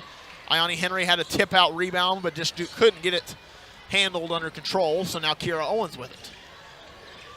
Going inside against McKinley Campbell. Met by 2. And a foul is called. I think that one assessed to McKinley Campbell. Yes, it will be. Her second. On the other end, it's hard to sit that long and then come right in and have fresh legs right there. You could tell that shot just a little bit short from Delaney on the other end right there. After running up and down the court once or twice, I bet that shot falls next time. Madison Campbell trying to get the steal. Down low is... Can't tell who that was. Owens. Now the 3 up, the 3 off the back of the rim. No good. Madison Campbell with the rebound and said, Owens, you take it. Looked like a handoff. Yes. And now McKinley Campbell will run the controls as she has done all night. I don't know if she's come out of the ball game here tonight for this Wildcat team. She's done a great job of staying out of foul trouble, and that'll keep you in the ball game. It will. Madison Campbell pulls from 3. Short. McKinley Campbell on the ball, saves it. Great hustle right there. It looks like it's going to be Lady Mountie basketball. That's great hustle right there by Maddie. As the Mounties will inbound. They get it inside. Ava Johnson sends it over. Ione Henry with the back tip to the referee. Ione does such a great job of coming from the weak side and giving good help and staying out of foul trouble. Yes, Ione Henry is dependable. You know you're going to have her in there for solid minutes when she's in there. Kiera Owens downbound. Trying to get it inside. She does. Ione Henry almost had the steal. Henry up in the grill of Engling. Now tipped away, and Ava Johnson has it. Sends it over. Kate Jackson. Madison Campbell with the steal, and She'll get the easy layup in stride. It's the biggest thing I've seen in the growth in this team right here is we had speed early, but they figured out how to set that speed up. Instead of just being all in the grill all the time, they set back and then they sneak out there and get it. Ava Johnson with the three, keeping the hopes of the Mounties alive. 8 points in the game for Johnson, all here in the second half. McKinley Campbell putting on the moves up top. Putting on the spin, up inside, and good. McKinley Campbell, and let me just tell you a little bit of a story right now. 4 points in the first half for McKinley Campbell, 12 in the second half for her. She's turned on the scoring gear. Those sweet nothings we talked about earlier. Yes. Inside and a block by Madison Campbell. Trying to get the cheer section involved. She got that block and she passed it over to the Mountie cheerleaders. 3 blocks per game for the Wildcats for a small team. Now Kira Owens sends it over to the corner, a tip out by Madison Campbell, and then that would be considered a deflection. The Wildcat team averages 14 deflections per game. That means there's 14 balls that just get hit out of play. Right. Hey, it's the pressure from the Wildcats. I'm not sure if we're full or half here. I think it's a full, so we're going to take a full timeout with them. We'll be right back here on Springdale Athletic Foundation Television.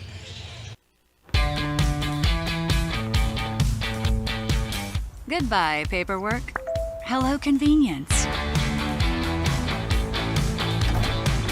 Farewell, waiting. Hello, personal service. Catch you later, dreaming. Hello, planning. Buy your dream home, connect with a personal banker, and easily schedule an appointment with digital tools from Arvest Bank. Goodbye limits, hello possibilities.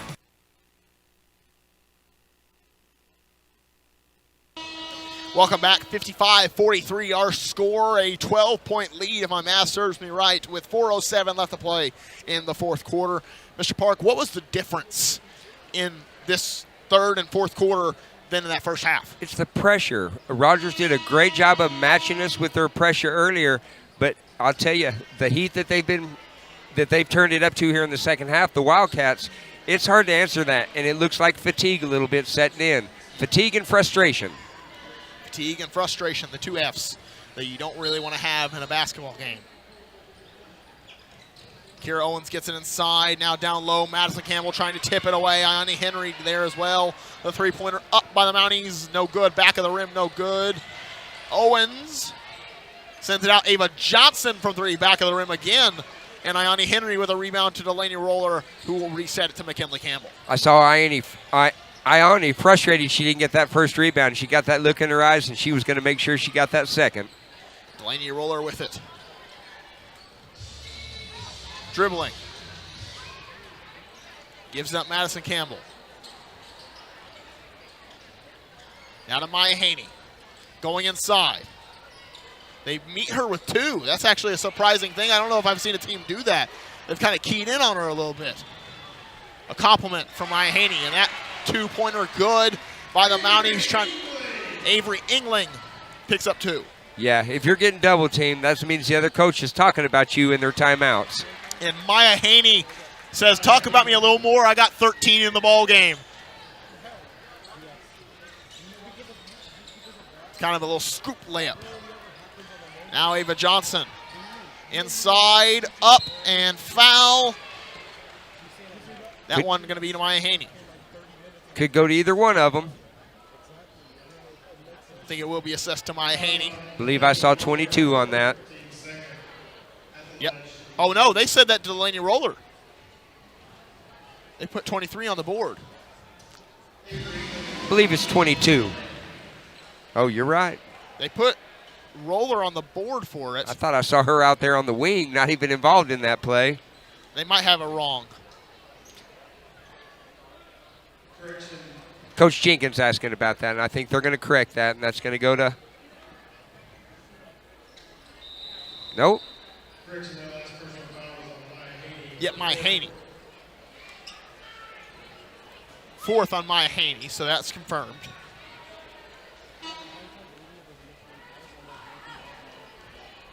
McKinley Campbell got a lane violation. There's a missed free throw. Heads-up play right there to throw it off the Wildcats to get another freebie right there. Reset the shot clock at 35. 2:45 left to play here in regulation. 57-46. 11-point lead for the Cats as the Mounties will inbound.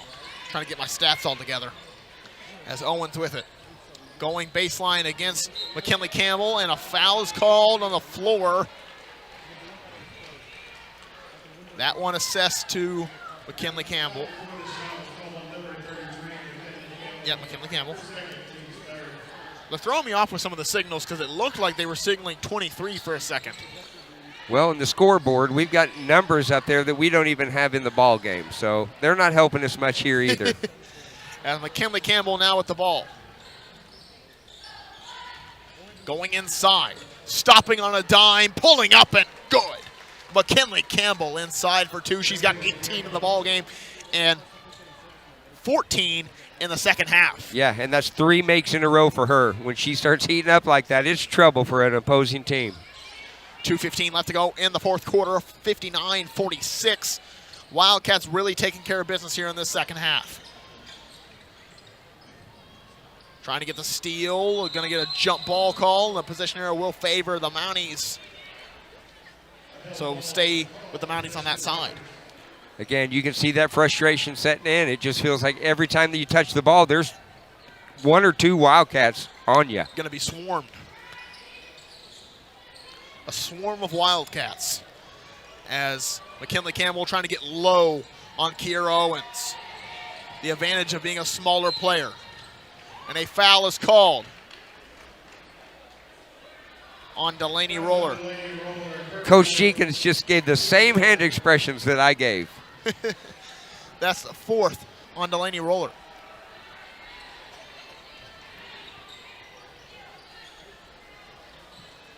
Don't know if I've seen Delaney Roller foul out of a game this year. I'm pretty sure she hasn't. She's gotten in foul trouble, but I don't think she's fouled out of the game. Kiera Owens inside, stolen away by Madison Campbell. And now McKinley Campbell will have the ball with a minute and 38 left to play in the fourth. Oh, fakes the 3. I thought she was about to take that one. Doing a good job. She's going to burn that shot clock right there. The freshmen, the sophomores, looking like a veteran team.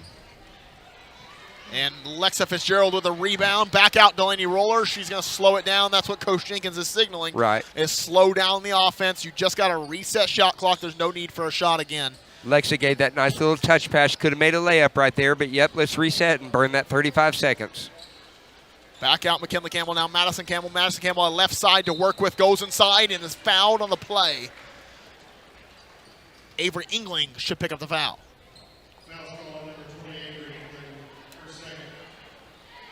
Madison Campbell to the line, shooting 2.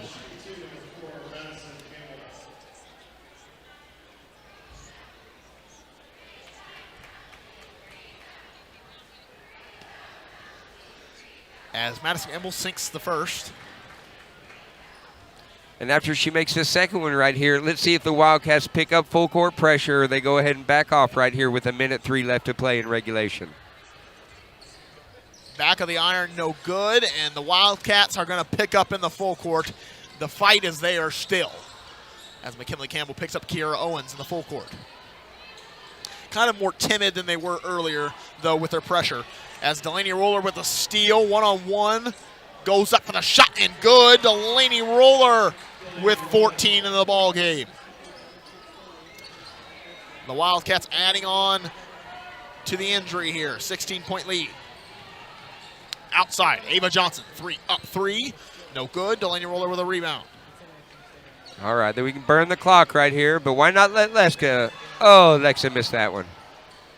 Could have burned the clock, and that's probably what Coach Jenkins would have wanted in that situation, but the Wildcats wanted to push instead. Ava Johnson going up, blocked away by Madison Campbell. Delaney Roller pushing, and there you go. Coach Jenkins says no. I didn't mind the idea right there. Get Alexa a little easy basket right there. Give her a little confidence heading into the next ball game.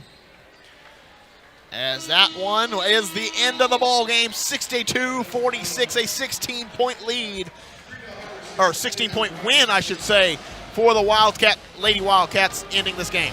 Hey, turnovers, blocks, offensive rebounds. To me, that's the key of the ball game. Every time we get a little funk and couldn't get anything going, that had happened. We get a couple of quick baskets, and all of a sudden we're stretching it out. And really, turnovers were the story for the Wildcats in the first quarter against them, and then they really forced all the turnovers. Next up for the Wildcats, the Rogers Heritage War Eagles coming up February 13th, so stay tuned for that as we'll have that live coverage here on Springdale Athletic Foundation Television Network. And we've got a boys game. You thought it was over. Oh, no.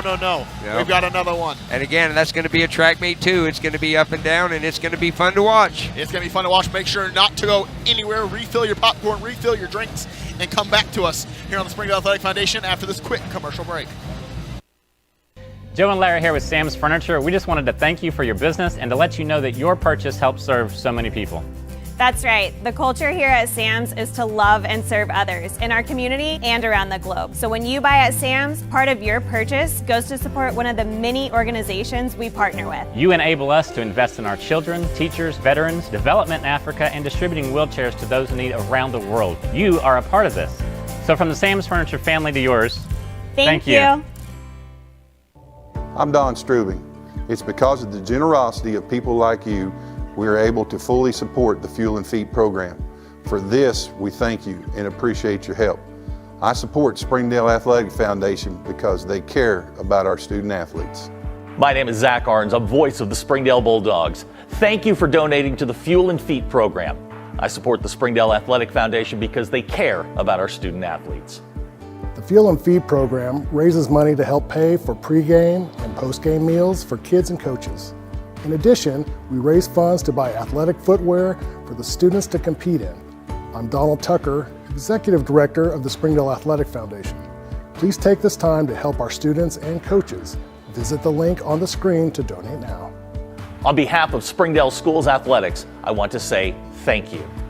Thank you for your support. Nothing says game day like good friends and great food. And at Slim Chickens, we know great food. From our 100% all-natural chicken tenders, fresh-made wings served with house sauces, to delicious chicken sandwiches, crisp salads, southern sides, and desserts you just can't get anywhere else. At Slim's, we have the food you love, made fresh for the people you care about. Dine in, drive through, or order online. Slim Chickens. Fresh, delicious chicken. Food that is fresh, full of flavor, and all for a good cause can only come from Tacos for Life in Springdale. Enjoy delicious tacos for a cause. When you buy a meal, Tacos for Life donates the proceeds to provide a meal to starving children. Download the Tacos for Life app for ongoing promotions and free food for our friends right here in Springdale. Great food for a great cause. Tacos for Life, 1210 JTL Parkway in Springdale. During the Great Depression, nothing came easy. But with just 5 cents, an old truck, and a load of hay, John Tyson and his family found a way to deliver quality chicken to other hardworking people. Today, Tyson continues to find new ways to help put a chicken in every pot. Because people deserve farm-raised chicken of the highest quality. At Tyson, we remain committed to this simple promise: to always keep it real, to always keep it Tyson.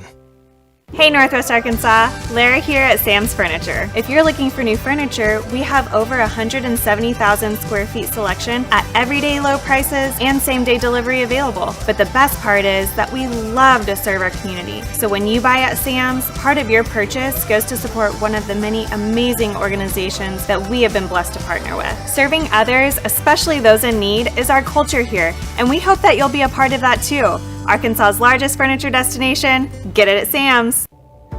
My name is Eric Burnett. I am the Assistant Athletic Director for the Springdale School District. I am so grateful for your donations to the Fuel and Feed program. I support the Springdale Athletic Foundation because they care about our student athletes. My name is Chris Wood, Assistant Athletic Director of the Springdale School District.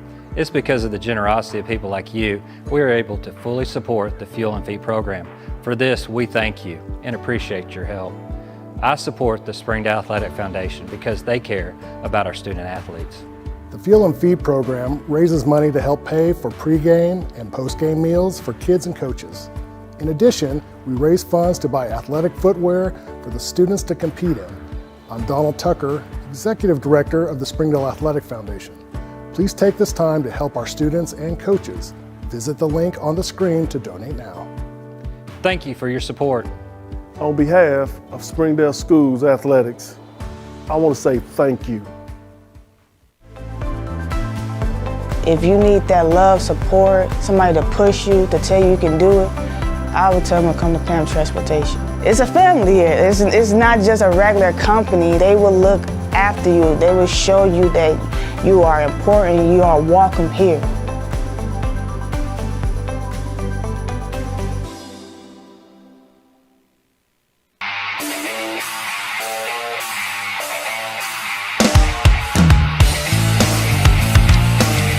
Jackson Conley weaves through, gets to the ball, and one play.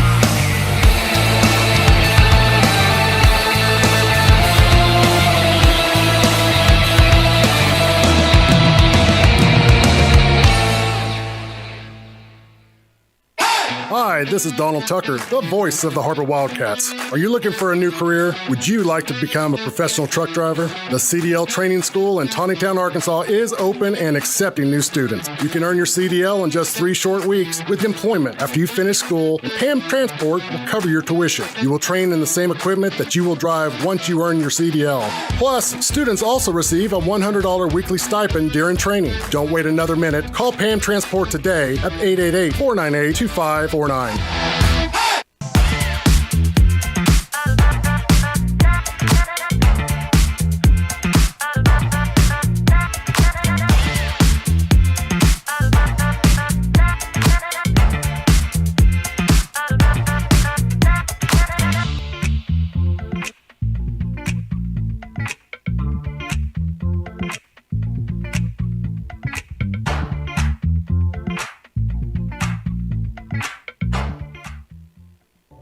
Thank you for supporting the Fuel and Feet program. I'm Jared Park.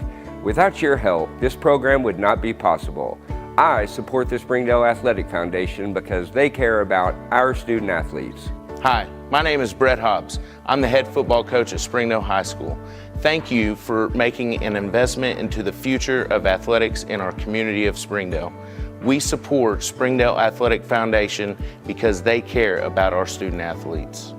The Fuel and Feed program raises money to help pay for pregame and postgame meals for kids and coaches. In addition, we raise funds to buy athletic footwear for the students to compete in. I'm Donald Tucker, Executive Director of the Springdale Athletic Foundation. Please take this time to help our students and coaches. Visit the link on the screen to donate now. Thank you for your support. On behalf of Springdale Schools Athletics, I want to say thank you. Accidents are never planned, but no matter how small, every emergency that involves a child is a big deal. It's everything. That's why we're here. Arkansas Children's Northwest offers the only pediatric emergency room in Northwest Arkansas, with fast access, pediatric experts, and kid-sized care. Peace of mind when you need it most.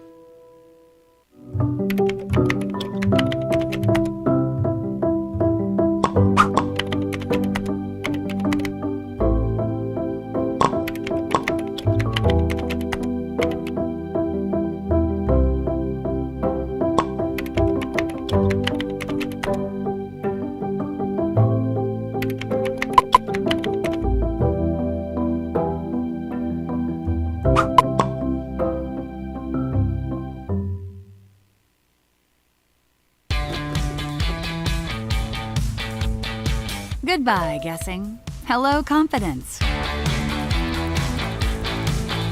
So long, stress. Hello, security. Farewell, running to the bank. Hello, banking from anywhere. Get a quick view of your balance, lock lost debit cards, and quickly deposit checks anywhere, anytime with the highly rated Arvest Go mobile app from Arvest Bank. Goodbye, limits. Hello, possibilities. Sometimes a dream car has nothing to do with horsepower or performance. My dream car is the one that gets me to my job every day. The one that lets me help a friend in need. I didn't think I had the credit My credit score wasn't that good. But Car-Mart believed in me. They believed in me. My dream car, a 2016 Nissan Sentra. What's yours? America's Car-Mart. You keep the dream, and we'll keep you on the road. I'm Jason Jones, principal at Springdale High School. Thank you for making an investment into the future of athletics in our community of Springdale. We support the Springdale Athletic Foundation because they care about our student athletes. Thank you for supporting the Fuel and Feet program. I am Paul Gray, principal at Har-Ber High School. Without your help, this program would not be possible. I support the Springdale Athletic Foundation because they care about our student athletes. The Fuel and Feed program raises money to help pay for pregame and postgame meals for kids and coaches. In addition, we raise funds to buy athletic footwear for the students to compete in. I'm Donald Tucker, Executive Director of the Springdale Athletic Foundation. Please take this time to help our students and coaches. Visit the link on the screen to donate now. Thank you for your support. On behalf of Springdale School Athletics, I want to say thank you. Arkansans appreciate community. We work and raise families, care for our neighbors, and come together in good times and bad. At First Security, that local strength is what we love best about our home state. There is commitment here, and heart, and hope. Thank you to everyone who is standing together, learning from one another, and making Arkansas a place we all love to call home.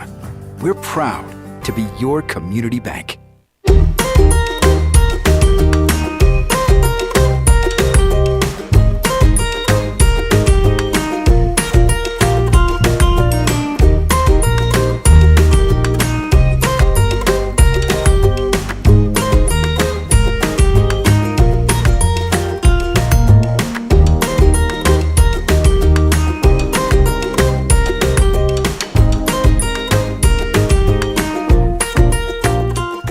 Try the 3-and-3 meal at Slim Chickens.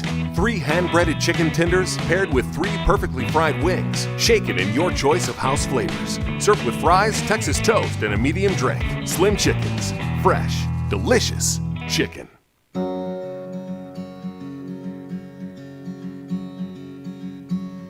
Hometown. That word still means something here. It means we're neighbors. We do the right thing. We care about your family.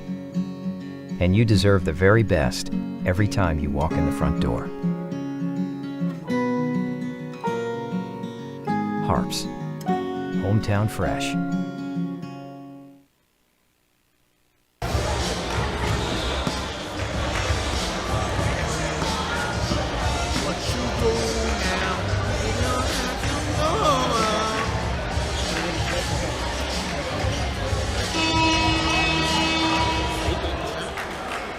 Ladies and gentlemen, welcome back to Rogers High School for the next matchup. Featuring the visiting Har-Ber Wildcats and your Rogers Mounties. Let's meet tonight's starting lineups first for the visiting Wildcats from Har-Ber. A 6'3" junior, number 3, Courtland Drew. A 6'4" junior, number 4, Jackson Conley. A 6'4" junior, number 5, Hayden Wood. A 6'4" freshman, number 12,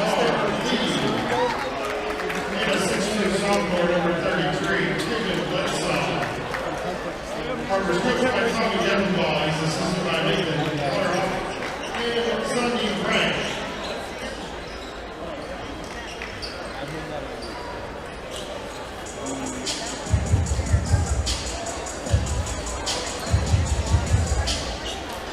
And now, here's the starting lineup for your Rogers Mounties.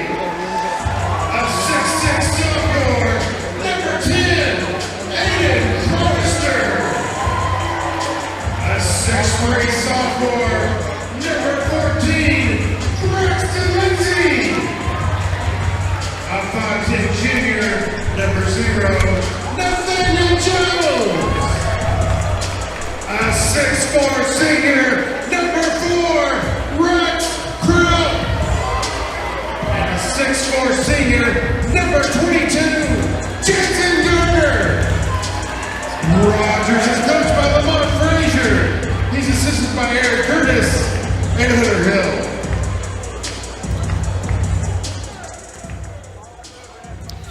And good evening and welcome back to the Springdale Athletic Foundation Television Network as we've got men's action here in Rogers Mounties Arena. You see a lot of faces that we've seen before. This is the second matchup between these two teams. The Wildcats won the first matchup between them, and now it's going to be fun. I think it's going to be a fun game. Yeah, this two exciting teams, electrifying.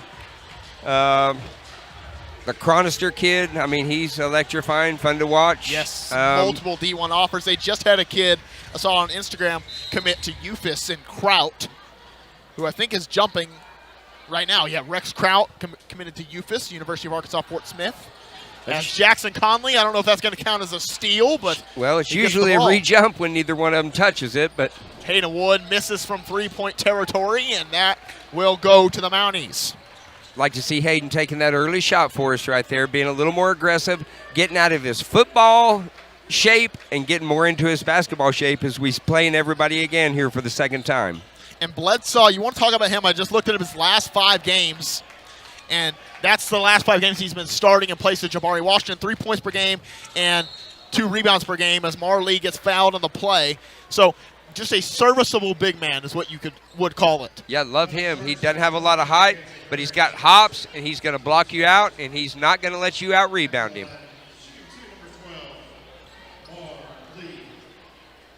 Marley at the line, shooting 2 for this Wildcat squad as he will sink the first. You can always tell when a few of our guys are taking it to the rim hard. They get that first quick step, and they take it up big, and they're either going to make the dunk or they're going to go to the line. As Marley will sink the pair. And the Wildcats starting out in the press, a 1-2-1-1, whatever that is. That was an interesting press, actually. Probably looking like a 1-3-1. They just had him pushed up front there. Got it. As Aiden Crosser pulls from 3, does not get it. And Muldrew sends it. And this should be dunk. Oh no. I had one geared up. I was ready to go. But that one missed. Braxton Lindsay with it.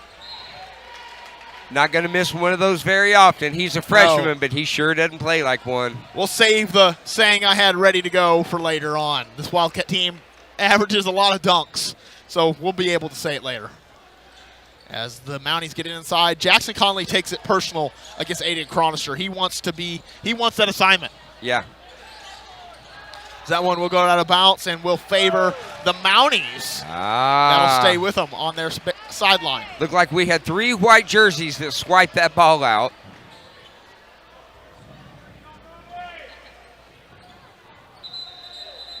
As some discussion here. I like that we're going to talk about this because, like I said, there was 3 white jerseys. You could have called it out on any 3 Rogers players, but it sure wasn't out on Hayden Wood. And again, like you talked to while we got a little break right here, Hayden Wood always takes the #1 assignment. We saw him do it against Boateng. We've seen him do it against a lot of players all year and hold their leading scorer to way under their average. Way under their average. Hayden Wood, and that's the versatility of this Wildcat squad because Jackson Conley has the #1 option tonight against Chronister, and Hayden Wood has the ability to guard a D2 player like Kraut. That's the versatility. You have 2 go-to defenders. Right. And then you got Muldrew, who's a go-to defender as well. As Braxton Lindsay knocks down Bledsoe for the charge. Again, didn't take long to say Bledsoe's name. Is he going to flash you on offense? No, but he does all the little things, and that's what makes him a great player for the Wildcats. I know, I can't remember who said they hate this, but glue guy. Yeah, the blue-collar worker. Yes. I can't remember. There was someone that said they hated the glue guy term. But that was kind of Jake Fontenopoulos last year for the Wildcat squad. He was a glue guy. He stuck them all together and made it work. We had a whole team full of that last year, and it worked. Nate Kingsbury should get a little more flowers than he normally does. As Jackson Conley fakes the 3, goes up for mid-range jumper. And if that is a part of his game that he can add, then that is going to be a dangerous player as he gets the mid-range jumper to fall. Now up, Lindsay. Lindsay, a very aggressive force. He's a football player, so he can get that football strength inside. As another shot deterred by Hayden Wood, rebounded by the Mounties. Inside, Muldrew with a steal. Marley sends it up to no one. It's Bledsoe trying to track it down. It couldn't get in stride enough. He almost did. Almost did. I'll tell you, Hayden Wood on defense, what he does better than most players do is he's aggressive on the defensive end without picking up a lot of little knick-knack fouls. Yes, he alters so many shots without having to foul or block it necessarily. Given up, now Chronister. He's guarded tightly by Jackson Conley. 3 up by Kraut. Good. Wow, that was from Al Dillard range, for those of you that can remember the old-time Hogs, but that was probably about 6 feet behind the three-point line. That one going to stay with the Mounties on the baseline. 3-4 our score. Kraut to inbound. Gets inside Chronister. Inside to Lindsey. Mid-range pull-up off the backboard. No good. Garner with the rebound. Sends it back out. Now Nathaniel Jones. They've got an Amari Jones that will come off the bench later. Now back to Garner. Garner to Chronister. They get him free for a second. Wasn't really free, though. Bledsoe with the closeout. And that one is going to be called. I can't tell on who. I believe that was on 0. Yep, Nathaniel Jones will pick up his first, as Mulder will have it. A lot of the Wildcats, not the scoring output that we normally see from them here early on. They're normally a little more explosive offensively, but they're doing it well on the defensive end, which has kept them above in this ball game. Muldrew inside, going for 2, and a traveling violation called on Muldrew. I believe that was a little 4-step layup there. Nothing's wrong with 4 steps, except for it's a travel. Looked like Rogers tried a little zone defense early right there against the Wildcats. Which you know the best way to beat a zone, shoot them out of it. Shoot them, dunk them. Shoot them, dunk them, exactly. As Amari Jones will sub into the ball game, replacing Braxton Lindsey. He now has the ball up top. This Rogers team is outside of the playoffs. They are the Here's a second chance right here. Dunk, who's there? It's Marley for 2 inside. There we go, I got to use it. Tap my producer real quick, he was happy about it. Nathaniel Jones going inside, knocks down Bledsoe, and there you go. Bledsoe is in the right spot at the right time, doing exactly what his job is for this Wildcat team. Amazing job right there. I mean, get those feet set. Feet set, knocked down like a bowling pin. As Muldrew will come the other way. 6-3 with 4 minutes left to play in the first period. Wood now with it. Now Jackson Conley, they send the double. Now back out to Wood. Wood getting the screen from Bledsoe. They're keying in on Wood's three-point shot, which is a smart thing to do. As Jackson Conley will miss the 3. Marley with a rebound, puts up the shot. Bledsoe with a rebound. Might have been hit on the play, but still Wood sends it to Bledsoe. Bledsoe all the way out to Conley. Conley over to Wood. Ball moving by the Wildcats, superb. Doesn't get the shot, but Conley gets a rebound, puts it back up. Tries to get another one, gets his rebound, and padding the stats is Jackson Conley as it gets 2. Might as well get you 2 offensive rebounds before you get that lay-in. Rex Kraut inside against Wood. Rex Kraut with 5 in the ball game. He's got 5 of the 5 scored for the Mounties. Hey, Kraut plays a little taller than he is. That was a big-time play right there against Hayden Wood. Muldrew. As you got Marley with 4, Jackson Conley with 4. So 2 players have scored for the Wildcats so far. You'd like to see that be a little more evenly distributed, but they've gotten shots up from other players like Wood. And you can tell it doesn't matter if they're in a zone or a man. They're going to pressure the ball big time right there. We've got a couple of good fouls right there from a couple of quick steps from our Big 5. I like to call them the Big 5 because it's every kid on the court. Yes. Muldrew will go to the line. He'll have the opportunity to shoot 2 as the bonus is in effect. As Muldrew will sink the first. Doesn't take him long to get on the board.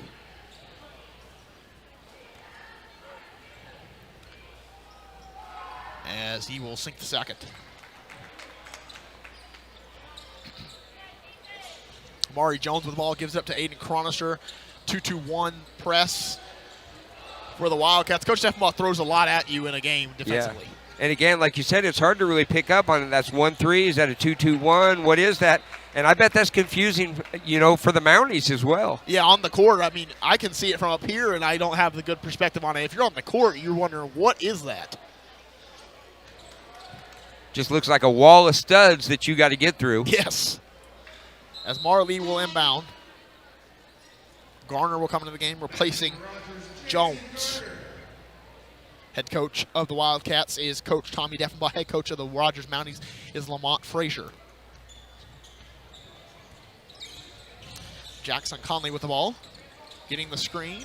Sending down low to Muldrew. Tipped away, or stolen away, I should say, by Braxton Lindsay. Now Kraut going inside.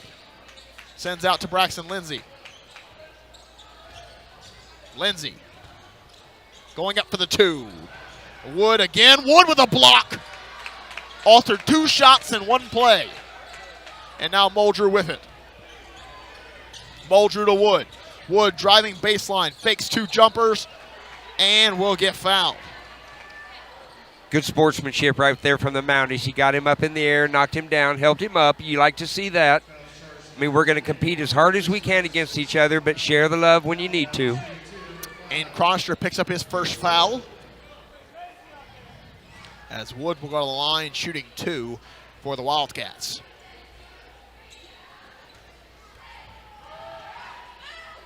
He'll be short on the first.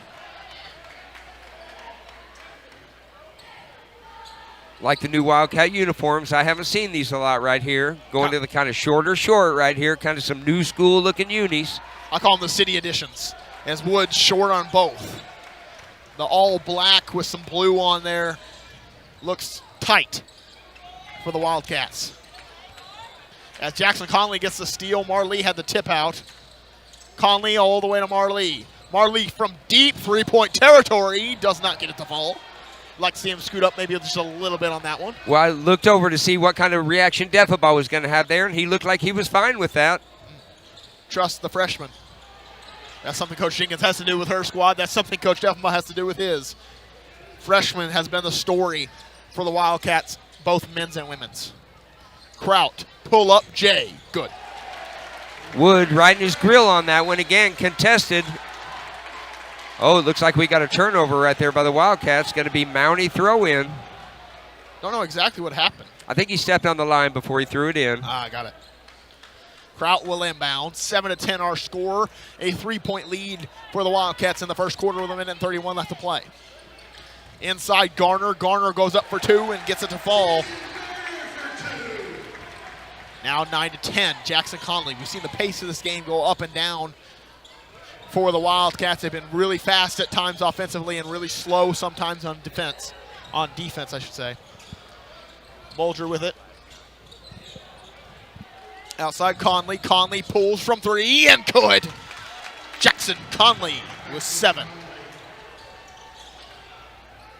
And out of the corner, Kraut pulls from 3. Short. Going inside to Cronister, and 1 play for Aiden Cronister. I don't think really being in the vicinity is a foul, but maybe it is. First foul on Jackson Conley. Wildcats have done a good job of staying out of foul trouble here in this first quarter as Cronister misses the free throw. Rogers content. They had all 4 kids down there talking, everybody but the shooter talking to coach, so intent to let the Wildcats bring it up with no pressure. Muldrew coming off the screen, going inside, sends it up Marley. Wow, I didn't expect that play. A couple of times I've seen him get big-eyed like you knew that was coming, and you love to see that coming down the stretch, sharing the basketball. If this team does that, they're going to do something special. Oh, a warning cest to Marley. Little hanger there? I think so. Or, I think or a little stare down after he got the probably funk. the stare down. Either way, the warning assessed, and so the Wildcats going to have to be on their best behavior for the rest of the first half at least. I could never act like I'd been there after a play like that because I've never been there. Exactly. Double team now on Garner. Marley steals it now. Muldrew. And it's dunk time for Muldrew. Slam, jam, thank you, ma'am. There you go. See, I don't know if I can rock that one because it's a little old for me. As Kraut pulls it for 3, and he's got 10 in the ball game here in the first quarter. 14-17. Kraut has been this thing that has kept this team in it. I don't know what we're talking about down here. The Rogers fans or Rogers players are asking for something. I mean, time was definitely up. I think what we didn't do, I don't think we threw the ball in. I think we grabbed that ball right there.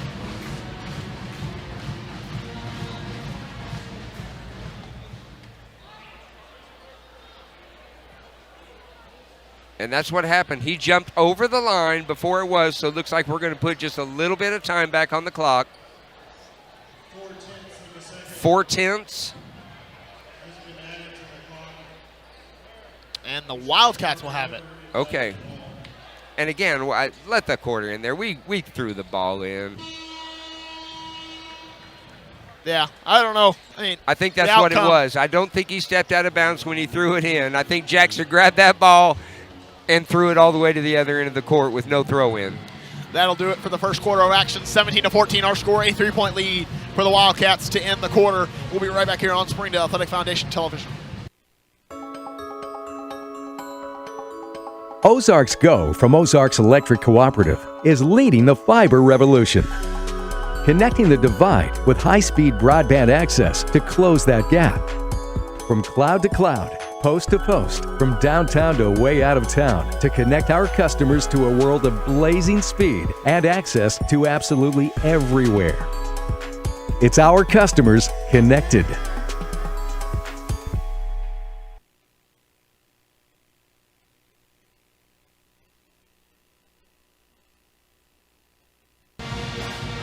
Welcome back. 17-14, our score, a 3-point lead for the Wildcat squad with a fresh 8 on the second quarter clock. And right there, a very intense ball game. Rex Kraut keeping the Mounties into it. He's got 10 alone of the 14 scoring. Yeah, him and Chronister both contested on every shot, but yet they're still finding a way to hit the bottom of the bucket with it. And the story for the Wildcats in that first quarter was Jackson Conley and Marley. 6 points for Marley, 7 for Jackson Conley, and 2 for Cortland Mulder. That's the scoring for, I think I'm missing a point actually.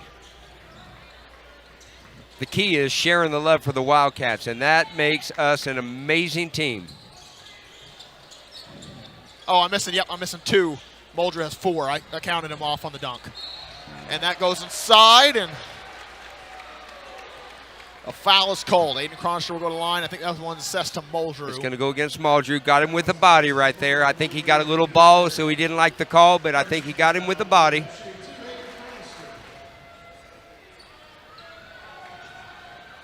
As Chronister will sink the first. He's got 3 in the ball game. Has a chance to make it a 1-point ball game with his free throw. And does. Little pressure finally by Rogers up here, and they're not going to let the Wildcats bring it up just quite so easy. Muldrew with it. Gives it up Marley. Now Jackson Conley faking 3. Going inside, sending out Marley. That was his spot. I thought he was going to pull it from there again. I did too. Cortland Muldrew pulls it from deep. Short on the play, rebounded by the Wildcats, and a foul is called, and that's the right call right there, as Braxton Lindsay will pick up the foul. And again, that's Bledsoe. You say you're in the right spot, but you only get in the right spot when you're working hard and taking the right steps. Again, I'm Connor Jenkins, joined by Jared Park here on Springdale Athletic Foundation. We want to give a quick shout out to the Springdale Athletic Foundation, bringing you all live event coverage of Springdale Athletics. As Cortland Muldrew sends it back Marley. Marley dribbles into the 3 this time and doesn't get it to fall. Garner with a rebound. And now Lafton. And the 3 short by Kraut, up and in for Raider Sadler. Hey, that was a good shot. He had a lot of blue jerseys around him, and they've all got 30-inch verticals. Yes. 30 plus. 18-17. Our score, the Mounties now with the lead. Muldrew putting on the moves. Into the corner. Back to Muldrew. He likes the defense. He goes inside, gets tipped from behind, puts up the shot again, and is fouled on the play. Muldrew was not going to be stopped on that play. Now, he gave him about 5 opportunities right there to get that foul called. He finally got it.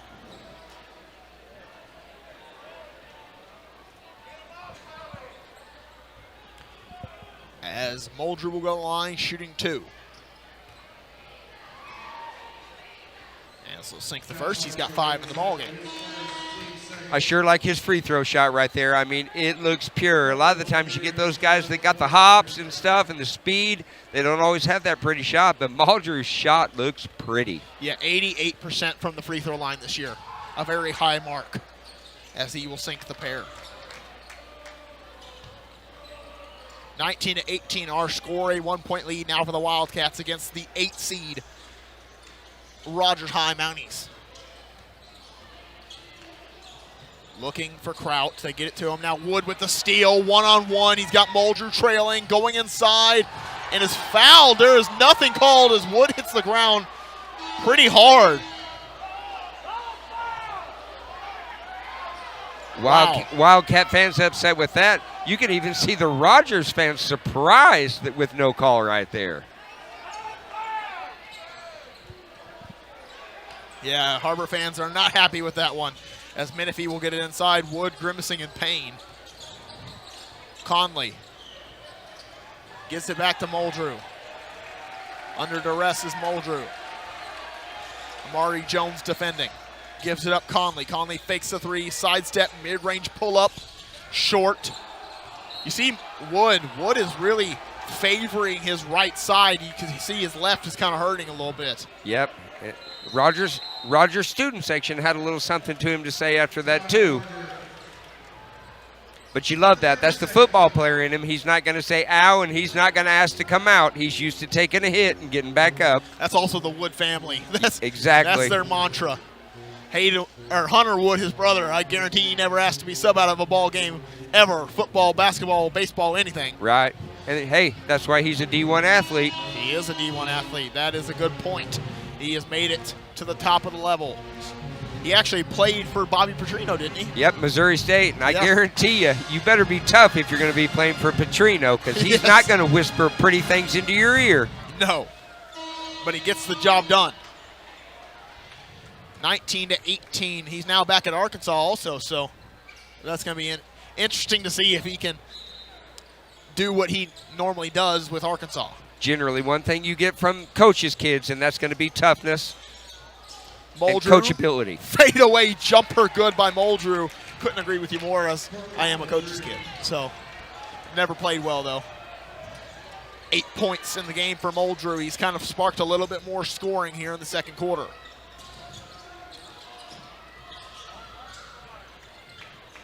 Now to Amari Jones. He'll reset the offense. Now to Chronister. Chronister to Garner. Back to Chronister. A little stagnant offense right now. Kraut comes around the screen from 3. Tries to bank it in. No good. Conley with a rebound now to Wood. They're doing a lot of screens out there. You can tell that the three-point shot's part of their game. The problem is the Wildcat defense is altering those shots. Menifee from 3. Big time to come right in and get that shot right off the bench like that. And to make it. That's good. I mean, to shoot that shot coming off the bench is confident, but to make it is great for the Wildcat squad. As something is called here. I don't know what it is. It's not a kick because it was on off the offense's foot right there, so that shouldn't be a kick. Bledsaw will come back in for Haskins. Or no, will come in for Wood, I should say. And a 30-second timeout called by Lamont Frazier and the Rogers Mounties. It's 18-24, and the Wildcats have kind of created a little more separation here in the second quarter. What have they done to do so? Well, it's made baskets. A couple of easy dunks right there. Take the dunks away, and we're tied up. Yeah, and you look at let's look at the standings real quick. It's one of my favorite things to look at. I mean, Walter Woody, I think, puts out this standings every week, and it is just amazing to look at. Springdale Har-Ber, after Fayetteville picks up their first loss against Springdale the other day, that was the 1 seed in the state against the 6 seed in the state. Now Har-Ber has regained the 1 seed in the conference of the 6A West, which has been stacked this year. And we're going to get that rematch down at our place the next time we play. Yes, which should be one of the best games in the state to watch, so stay tuned for that. I think that is 2 weeks from now or 1 week from now? 2 weeks from tonight, I do believe. I believe we get Yes, 2 Heritage weeks, at home yes. next week, and we'll get Fayetteville the following Friday. Now to Lindsay. Stolen away by Jackson Conley, going the other way. 2-on-3. Braxton Lindsay caught up to him, but Jackson Conley for and one. And really nice that they saw the foul there on the end of that play. Jackson Conley with 9 now in the ball game, looking to get 10 at the free throw line. Braxton Lindsay picks up his 3rd foul. And again, the team basketball, I think early in the season, Muldrew's going to go ahead and run forward and look for that alley-oop, but instead he pulled a defender out of the way, which give Jackson a chance to get up there and get that layup. Well, as we all know, no one wants to get dunked on. And so they're going to obviously take away Muldrew's dunk time, but Conley can still finish around the rim. And that's the threat that this team can bring. They can dunk it on you, and they can also finish very well around the rim. As Conley sinks the free throw, has 10 in the ball game. Sending it up. Now Jones back to Cronister. 3, no good. Haskins with the rebound to Conley. Conley tries to send it, but doesn't get it there. Now sliding on the floor of the Mounties. Rushing everywhere. Cronister fakes the 3, drops a player in the process, puts it up, doesn't get it, and a blocking foul is called. It was close. I didn't want Bledsoe to get that one, and as I'm playing it back in my mind, he probably did lean just a little bit to create that contact. You see Coach Josh Tarver, the head of the JV squad, and the assistant coach for Coach Kimberly Jenkins walking across. You want to give him his flowers. He does a great job for that staff. Amazing. I mean, the 3-headed monster for them is what I call it. So we got Coach Jenkins, Tarver, Bakari. Yes. Nothing better than hearing Bakari over there during the middle of a game. If you haven't seen that, sit close to the bench right there and listen to Bakari's excitement. Yeah, Coach Norman doing a great job. They all do a great job. That's a well-balanced staff. Everybody doing their role. Exactly, and that's what's successful. You look at Coach Deffenbaugh's staff as well. They're doing a great job. Right. Podorf, good to have him here this year. As Muldrew coming around. Trying to send it inside, got tipped away. Now Cronister in the full court. Weaving through and getting it to fall. Hayden Wood again altering that shot, not picking up a cheap foul. Now Conley with it, sends over Menifee. They're posting up Muldrew against Nathaniel Jones. All the way to Conley. Conley with the football play to maintain it. Towed that line. Yeah, he did. Now rebounded by Kraut. Lafton with it. Going inside, sending back out to Cronister, over to Kraut. Kraut driving baseline, pulling up for Jay, and good. Kraut has been stable tonight. He's got 12. Cronister with 7. Those are the 2 leading scorers for the Mounties. Then 10 for Jackson Conley and 8 for Cortland Muldrew, 6 for Marley. 3 for Menifee. He passes out. Back to Jackson Conley. Now to Menifee. Menifee getting the screen from Bledsaw, trying to send it to Bledsaw. Now to Conley. Conley weaving through the defenders, putting up the shot and foul to the play. And the Rogers Mounties, Aiden Cronister showing some love right there. Yeah, again, like 2 I said. AO players. Yes, I mean, these guys are playing together during the summer, I do believe. Yes, I think so. At least they both play for AAO Flight.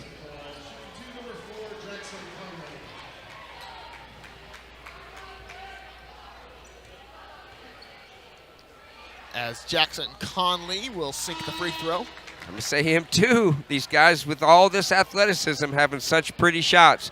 These are the guys that are going to get to play at the next level and play at the big-time next level. Big-time next level for sure.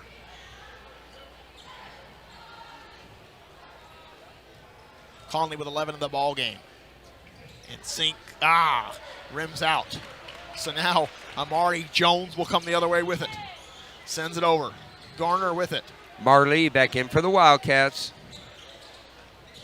And Wood. As that one tipped out of bounds, they'll stay with the Mounties. 22 seconds left on the shot clock. 2:20 left to play here in the first half. 28-23. 28-23. Over to Chronister. Chronister against Conley. Sending it inside, Garner. Outside, so an inside-outside touch. 6 seconds on the shot clock.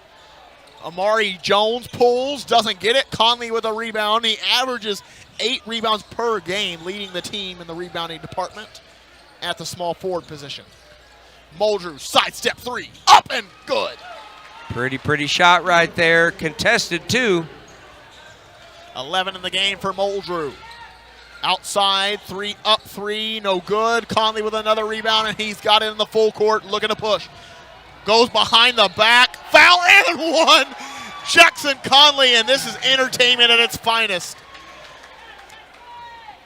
Wow. Hey, that's just exciting as if he'd a two-hand jam that right there. That behind the back move to get away from the defense right there. Big time basketball. Well, that's a flashy play, but it's also kind of necessary play with how the defender was kind of playing him. Yep. So while it's flashy, it was necessary. Right. The defense was trying to undercut him, so he just went behind the back, got an easy lay-in.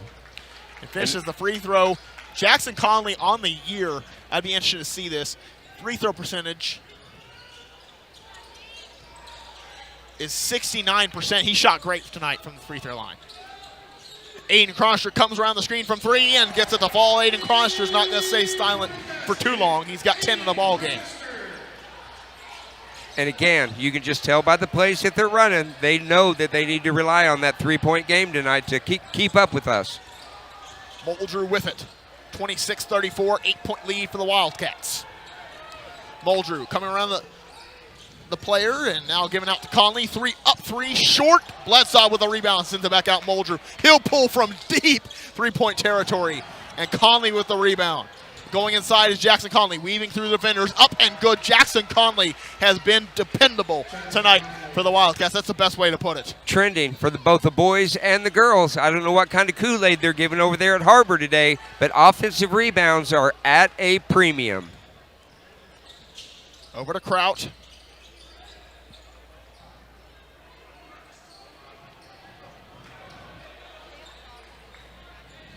Now Kraut will slow it down.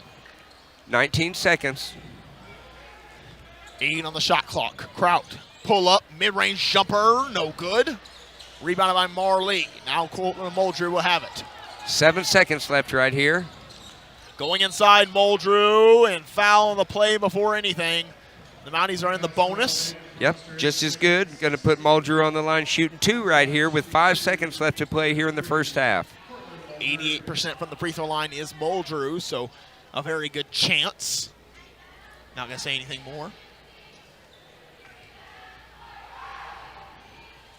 And he sinks the first. You're shooting 88%. You're not going to jinx him too bad. As Menifee will impound. That is a true statement. Looks like we don't want to pick up any cheap fouls right here. As Muldrew sinks the pair. He's got 13 in the ball game. As Amari Jones comes the other way. Going inside. Marley stands in place. That's going to be Blocking offensive. Foul. Oh. Wow.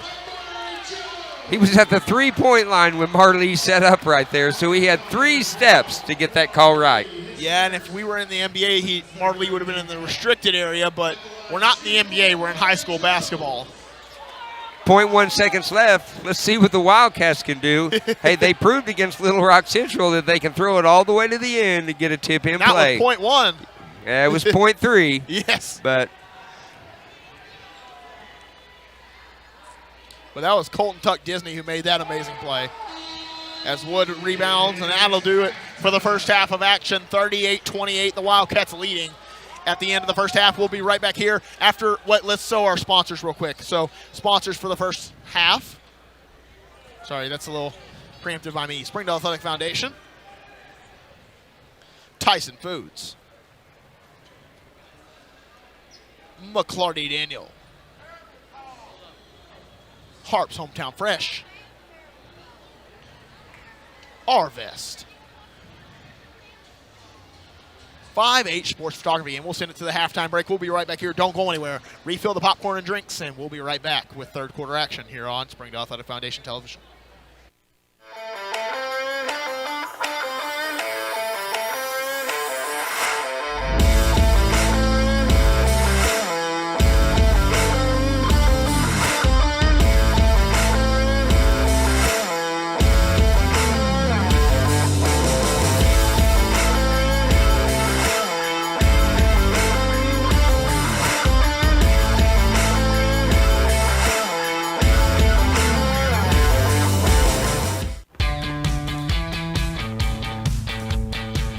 Goodbye, paperwork. Hello, convenience. Farewell, waiting. Hello, personal service. Catch you later, dreaming. Hello, planning. Buy your dream home, connect with a personal banker, and easily schedule an appointment with digital tools from Arvest Bank. Goodbye limits, hello possibilities. Joe and Larry here with Sam's Furniture. We just wanted to thank you for your business and to let you know that your purchase helps serve so many people. That's right. The culture here at Sam's is to love and serve others in our community and around the globe. So when you buy at Sam's, part of your purchase goes to support one of the many organizations we partner with. You enable us to invest in our children, teachers, veterans, development in Africa, and distributing wheelchairs to those in need around the world. You are a part of this. So from the Sam's Furniture family to yours, thank you. I'm Don Strubing. It's because of the generosity of people like you we are able to fully support the Fuel and Feed program. For this, we thank you and appreciate your help. I support Springdale Athletic Foundation because they care about our student athletes. My name is Zach Arns, a voice of the Springdale Bulldogs. Thank you for donating to the Fuel and Feed program. I support the Springdale Athletic Foundation because they care about our student athletes. The Fuel and Feed program raises money to help pay for pregame and postgame meals for kids and coaches. In addition, we raise funds to buy athletic footwear for the students to compete in. I'm Donald Tucker, Executive Director of the Springdale Athletic Foundation. Please take this time to help our students and coaches. Visit the link on the screen to donate now. On behalf of Springdale Schools Athletics, I want to say thank you. Thank you for your support. Nothing says game day like good friends and great food. And at Slim Chickens, we know great food. From our 100% all-natural chicken tenders, fresh-made wings served with house sauces, to delicious chicken sandwiches, crisp salads, southern sides, and desserts you just can't get anywhere else. At Slim's, we have the food you love, made fresh for the people you care about. Dine in, drive through, or order online. Slim Chickens. Fresh, delicious chicken. Food that is fresh, full of flavor, and all for a good cause can only come from Tacos for Life in Springdale. Enjoy delicious tacos for a cause. When you buy a meal, Tacos for Life donates the proceeds to provide a meal to starving children. Download the Tacos for Life app for ongoing promotions and free food for our friends right here in Springdale. Great food for a great cause. Tacos for Life, 1210 JTL Parkway in Springdale. During the Great Depression, nothing came easy. But with just 5 cents, an old truck, and a load of hay, John Tyson and his family found a way to deliver quality chicken to other hardworking people. Today, Tyson continues to find new ways to help put a chicken in every pot. Because people deserve farm-raised chicken of the highest quality. At Tyson, we remain committed to this simple promise: to always keep it real, to always keep it Tyson.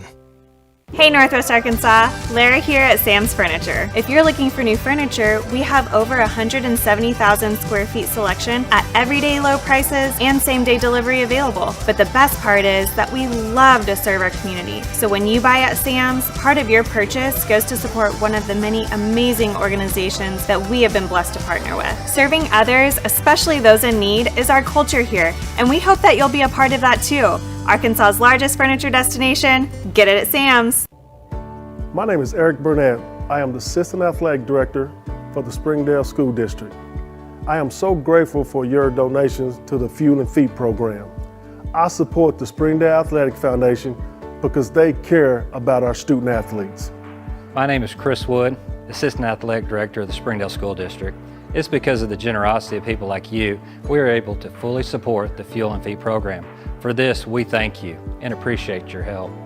I support the Springdale Athletic Foundation because they care about our student athletes. The Fuel and Feed program raises money to help pay for pregame and postgame meals for kids and coaches. In addition, we raise funds to buy athletic footwear for the students to compete in. I'm Donald Tucker, Executive Director of the Springdale Athletic Foundation. Please take this time to help our students and coaches. Visit the link on the screen to donate now. Thank you for your support. On behalf of Springdale Schools Athletics, I want to say thank you. If you need that love, support, somebody to push you, to tell you can do it, I would tell them to come to PAM Transportation. It's a family here. It's not just a regular company. They will look after you. They will show you that you are important, you are welcome here.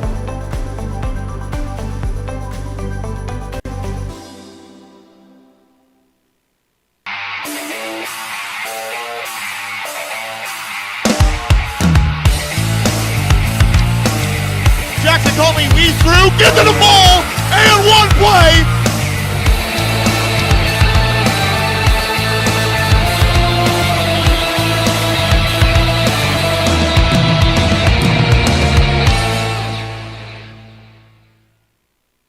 Hi, this is Donald Tucker, the voice of the Har-Ber Wildcats. Are you looking for a new career? Would you like to become a professional truck driver? The CDL Training School in Tawnytown, Arkansas is open and accepting new students. You can earn your CDL in just 3 short weeks with employment after you finish school, and PAM Transport will cover your tuition. You will train in the same equipment that you will drive once you earn your CDL. Plus, students also receive a $100 weekly stipend during training. Don't wait another minute. Call PAM Transport today at 888-498-2549.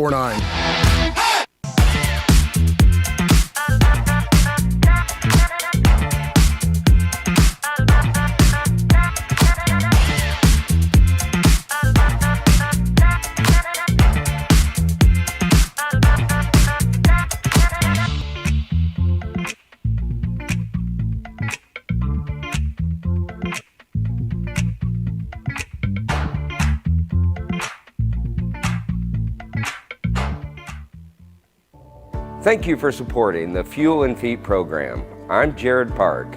Without your help, this program would not be possible. I support the Springdale Athletic Foundation because they care about our student athletes. Hi, my name is Brett Hobbs. I'm the head football coach at Springdale High School. Thank you for making an investment into the future of athletics in our community of Springdale. We support Springdale Athletic Foundation because they care about our student athletes. The Fuel and Feed program raises money to help pay for pregame and postgame meals for kids and coaches. In addition, we raise funds to buy athletic footwear for the students to compete in. I'm Donald Tucker, Executive Director of the Springdale Athletic Foundation. Please take this time to help our students and coaches. Visit the link on the screen to donate now. Thank you for your support. On behalf of Springdale Schools Athletics, I want to say thank you. Accidents are never planned, but no matter how small, every emergency that involves a child is a big deal. It's everything. That's why we're here. Arkansas Children's Northwest offers the only pediatric emergency room in Northwest Arkansas with fast access, pediatric experts, and kid-sized care. Peace of mind when you need it most.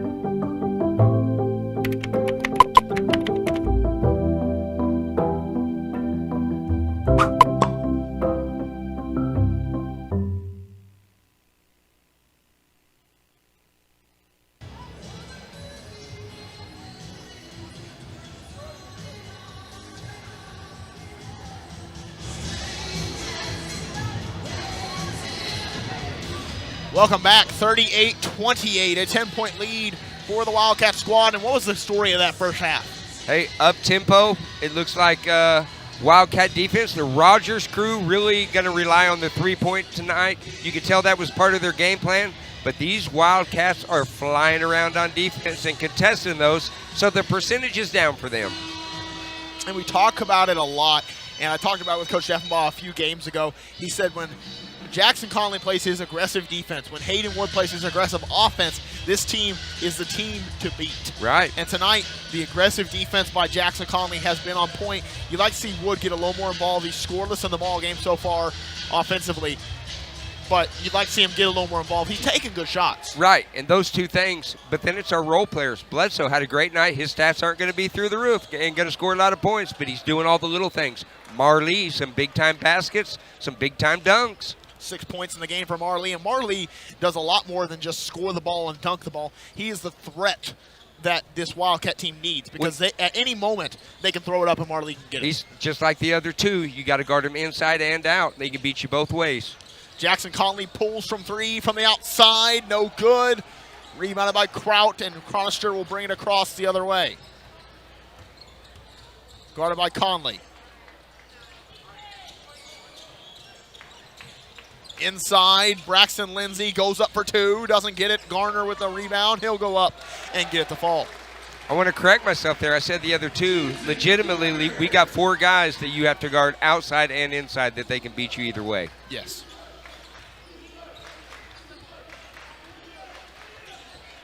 Cortland Muldrew, sidestep, mid-range, pull up, no good. Conley tries for the rebound, gets it, puts it up, and is tripped on the play by, I wonder if they're going to call that on Lindsay. Well, I was wondering if they're going to call that on the floor or in the shoot, because he did trip him early.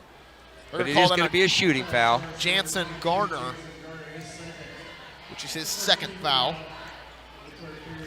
Took him out at the ankles. Yes. As Jackson Conley will shoot the first. He's been great tonight from the free throw line as he sinks the first.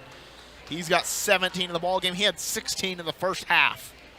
A very good mark for him. He's on pace, if my math serves me right, times 2, carry the 32 points. Good. Took both of us using both hands right there. Yeah, we had to count. And a couple of feet. Yeah. 40-30 our score as Jackson Conley sinks the pair. Now Kraut with it. Pull-up jumper from Braxton Lindsay, no good. Conley's trying for a double-double tonight. He's going to get it probably. As sends it over to Wood. Wood going inside. Sends back out Conley. Conley fakes a three. Going inside. Sends it to Bledsoe, and that's all you got to do. And the dunker spot is Bledsoe. How many points for Bledsoe right there? 2. Thought he had an early one? Yep, 2 points for Bledsoe. Now Braxton Lindsay gives it back out Kraut. Kraut guarded by Muldrew. Pull up, no good. Muldrew with a rebound, and of course the Wildcats are going to look to push. Now over to Wood. Wood driving baseline, loses the handle. Sends out to Conley. Conley faking the three. Asking for a cutter. And now Muldrew going inside. Nathaniel Jones against Muldrew. Muldrew going to go up for 2 and 1 play. Cortland Muldrew making it happen on the offensive end. Defabal the whole time on that possession. Muldrew, I thought, got banked 3 or 4 times. Defabal was, finally we get it from the baseline ref. Muldrew was being a little bit manhandled. As that one misses on the free throw line. 44-30, the Wildcats have put on 6 points against the 2, so 62 quarters so far. Sends it out, Braxton Lindsay again against Bledsoe, and that will be a foul, I think, on Marley.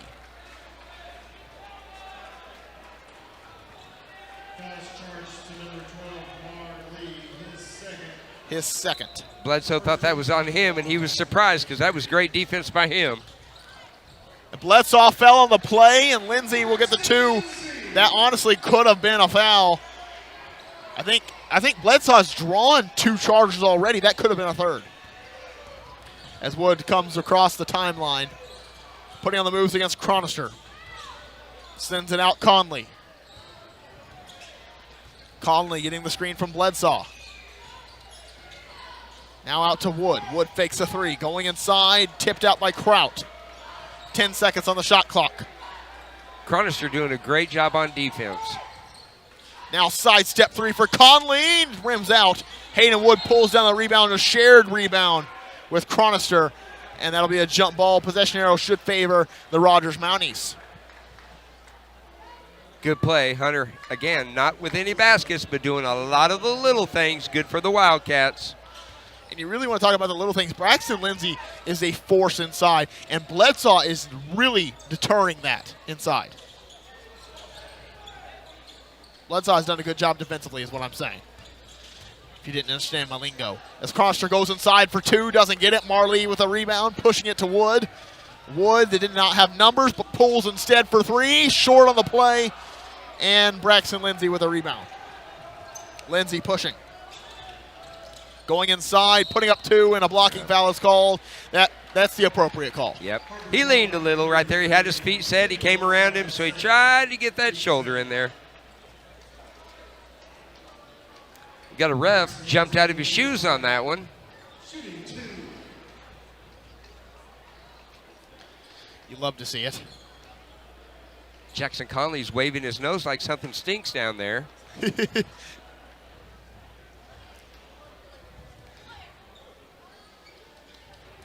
32-44, a 12-point lead for the Wildcat squad with 4:13 left to go in the third quarter as Braxton Lindsay will miss the first off the back of the iron. Connor Menifee will sub into the ball game, replacing Hayden Wood.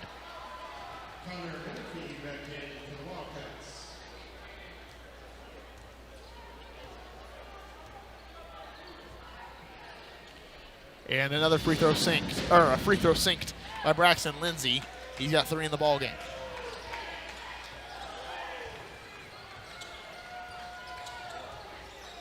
Muldrew with it. Sends it to Bledsaw. Now Marley sends it inside Conley. Conley fadeaway jumper. Doesn't hit rim. Going the other way. Back to Nathaniel Jones. Now to Kraut. Pulls from three. Good. 15 in the game for Kraut, his first points in the second half. What grade is Kraut? Kraut is a senior. I was going to say, he's playing like a senior. As Muldrew going inside. Bledsaw with a rebound, puts it back up and good. Taven Bledsaw for two. He's got 4 points in the ball game, and you want to talk about grades, he's a sophomore. Filling in for the injured Jabari Washington. Nathaniel Jones gets the bucket inside. Muldrew going inside, putting up the shot, and a foul is called. Good job taking it to the hole aggressive right there. Again, you're going to get buckets or you're going to get fouled.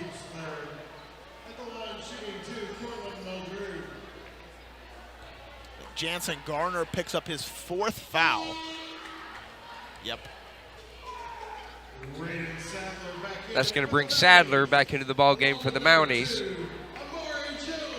And Amari Jones will come in as well. Kraut going to get a little breather. He looks like he needs it.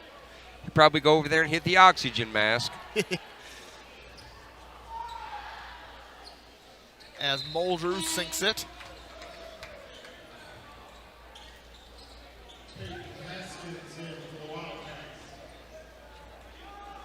$17 now for Muldrew. Wildcats going to stick with a man-to-man defense. Inside, Amari Jones sends it out. Cronister, but stolen away by Muldrew. He's looking to go the full length of the court. Going inside, putting up the shot, coast to coast. Have you heard of it? Muldrew goes inside for the two. He's got 20. Hey, great job by Muldrew to hustle back to pick up his man on defense. Haskins with a nice rebound right there. Another blue-collar worker for the Wildcats.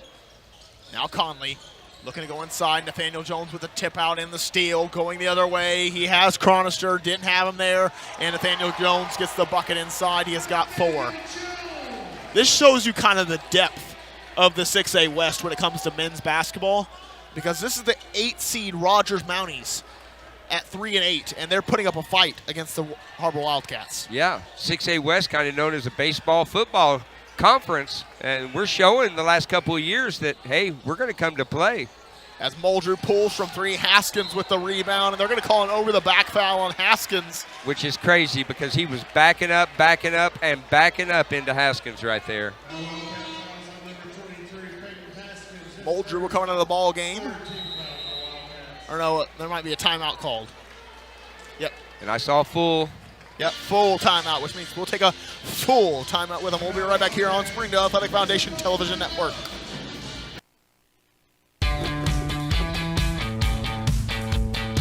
Goodbye, guessing. Hello, confidence. So long, stress. Hello, security.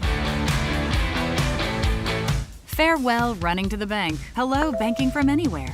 Get a quick view of your balance, lock lost debit cards, and quickly deposit checks anywhere, anytime with the highly rated Arvest Go mobile app from Arvest Bank. Goodbye, limits. Hello, possibilities. Sometimes a dream car has nothing to do with horsepower or performance. My dream car is the one that gets me to my job every day. The one that lets me help a friend in need. I didn't think I had the credit.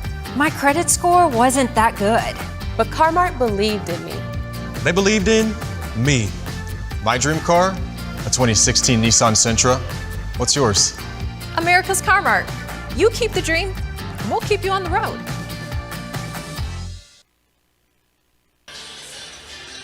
Welcome back. 50-40, our score, a 10-point lead for the Wildcats in what has been a 12-12 quarter here against the Mounties.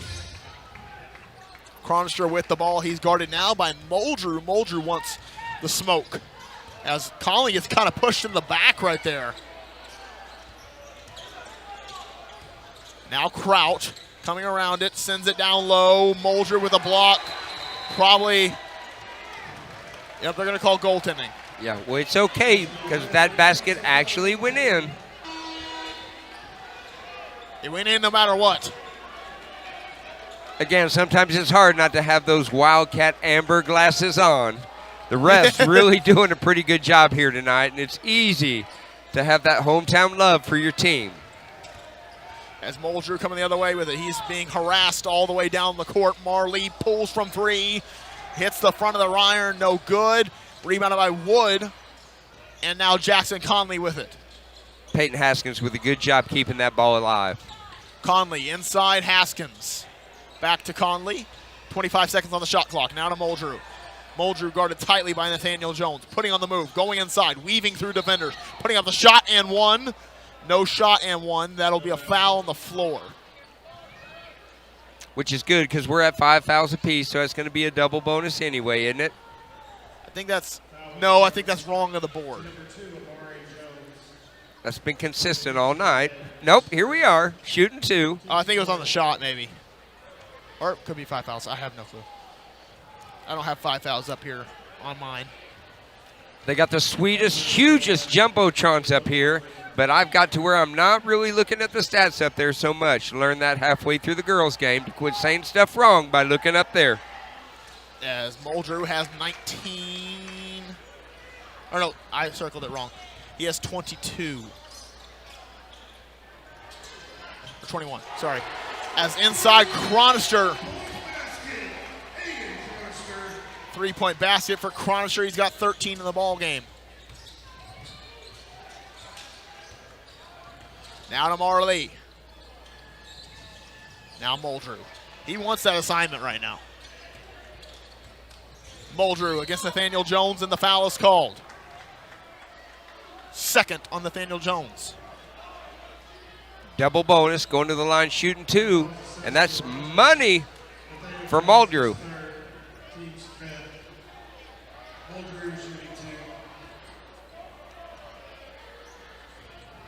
Down to a 7-point ball game right here all of a sudden. It was, yeah, I didn't even realize that. 39.2 left to play here in the third quarter. My stats are somehow messed up beyond repair.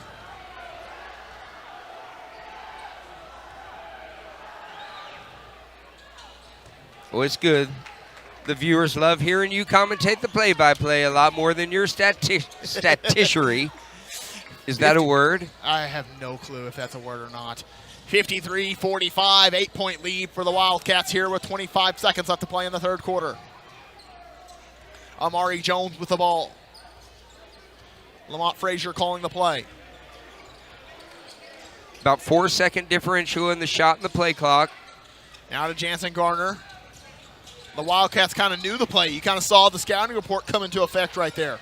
as Kraut pulls from three, tries to bank it in. Conley with a rebound, 2 seconds. Going in the full court, pulling from three, up He and did short. not get it off. He did not get that off in time no matter what. 53-45, that's all she wrote for the third quarter of action as the Wildcats end the quarter with an 8-point lead. We'll be right back here on Springdale Athletic Foundation Television. I'm Jason Jones, principal at Springdale High School. Thank you for making an investment into the future of athletics in our community of Springdale. We support the Springdale Athletic Foundation because they care about our student athletes. Thank you for supporting the Fuel and Feet program. I am Paul Gray, principal at Har-Ber High School. Without your help, this program would not be possible. I support the Springdale Athletic Foundation because they care about our student athletes. The Fuel and Feed program raises money to help pay for pregame and postgame meals for kids and coaches. In addition, we raise funds to buy athletic footwear for the students to compete in. I'm Donald Tucker, Executive Director of the Springdale Athletic Foundation. Please take this time to help our students and coaches. Visit the link on the screen to donate now. Thank you for your support. On behalf of Springdale School Athletics, I want to say thank you. Welcome back, 53-45, 8-point lead for the Wildcats going into the fourth quarter with a fresh 8 on the fourth quarter clock as the Wildcats will have the ball. Hayden Wood to inbound to Cortland Muldrew. Couple of missed baskets by the Wildcats, a couple of made three by the Rogers. Made it a closer game than I thought when I looked up there at the end of the third. And then you look at it, Cortland Muldrew stands at 6'3". Nathaniel Jones and Amari Jones, 5'10", 5'9". Those are two players that have been checking Muldrew tonight, and Muldrew has liked that assignment, and he's gone inside for two right there. Didn't get it to fall, but he'll go to the free throw line. He likes assignments like that where he can take them into the posts or kind of bully ball them all the way inside. Yeah, and you can tell the offense is set up for that because we're going to spread out and we're going to let them go.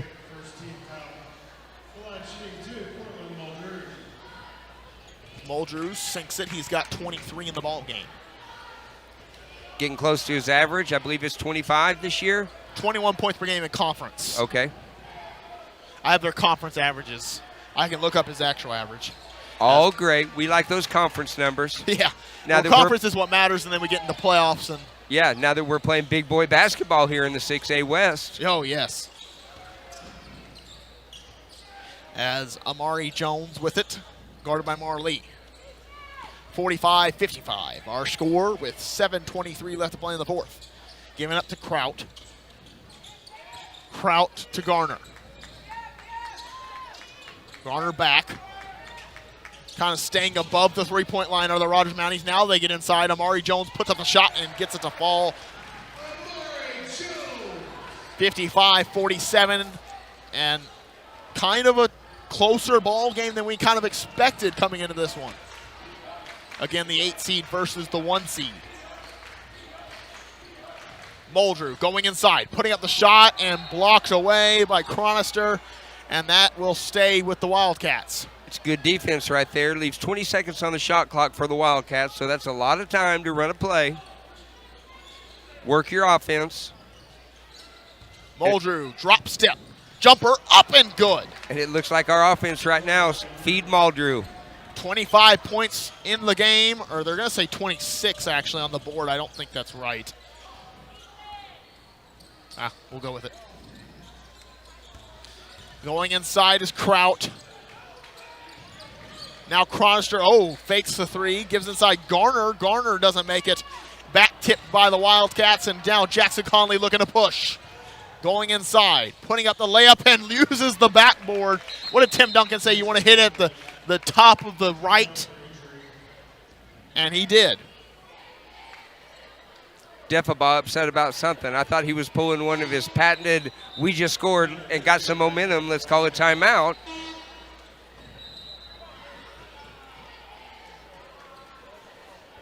$59-47 our score, a 12-point lead for the Wildcats.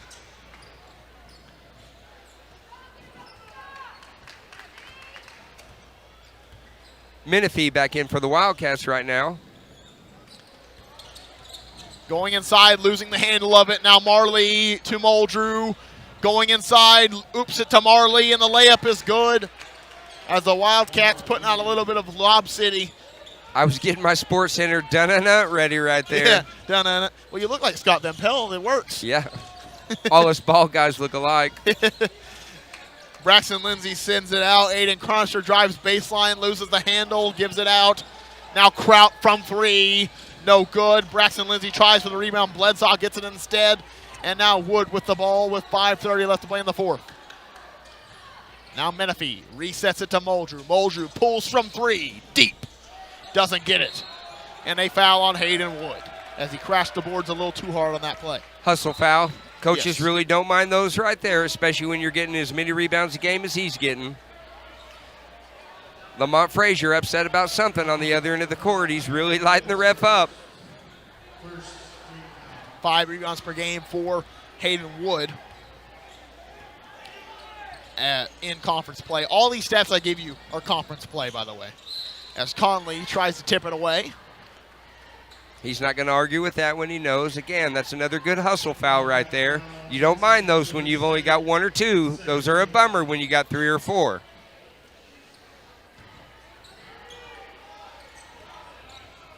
Cronister to inbound. Getting it inside, gets it to Nathaniel Jones. 5:05 left to play in the fourth quarter. Now over Lafton from 3, up and good.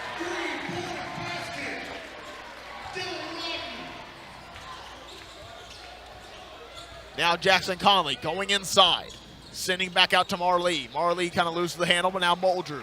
You need a steady sense of urgency right now. Just kind of slow it down. Yep.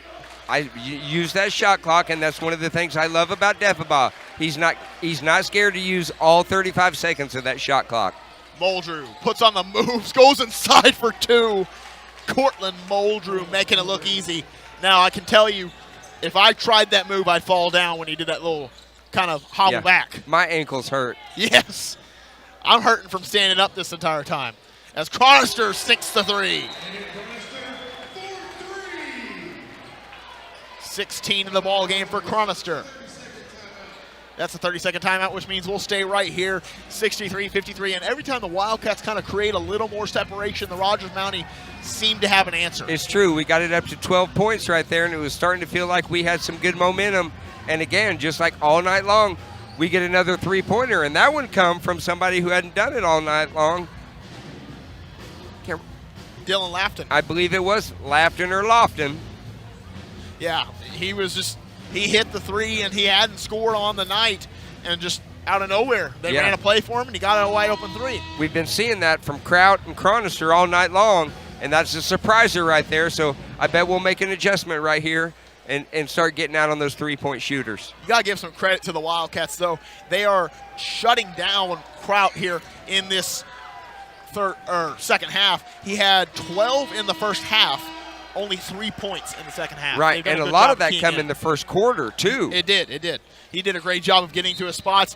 Now, he's gotten to some of his spots in the second half, but has not been able to convert because he's been heavily contested as Jackson Conley comes the other way. So the Wildcats know when to key in on a player. Right, and a lot of that comes to do with the pace of the game. Those legs get a little heavier. You're just not able to shoot as good as you could early. As Cortland Muldrew coming away with it. Mid-range, tries to pass it to Marley, and will throw it out of bounds. You like to see Muldrew right there tapping his chest. He knows that one's on him. And now I expect a good defensive play out of him because that's the way he responds. Lafton gives it up, or Lofton. We are not the kings of pronunciation here. Wow, we can't even say pronunciate. Oh, okay. Going inside is Jones.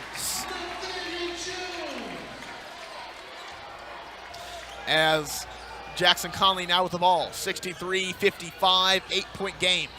Conley sends it to Wood. Wood down low, Marley, and it's slamma-jamma for Marley.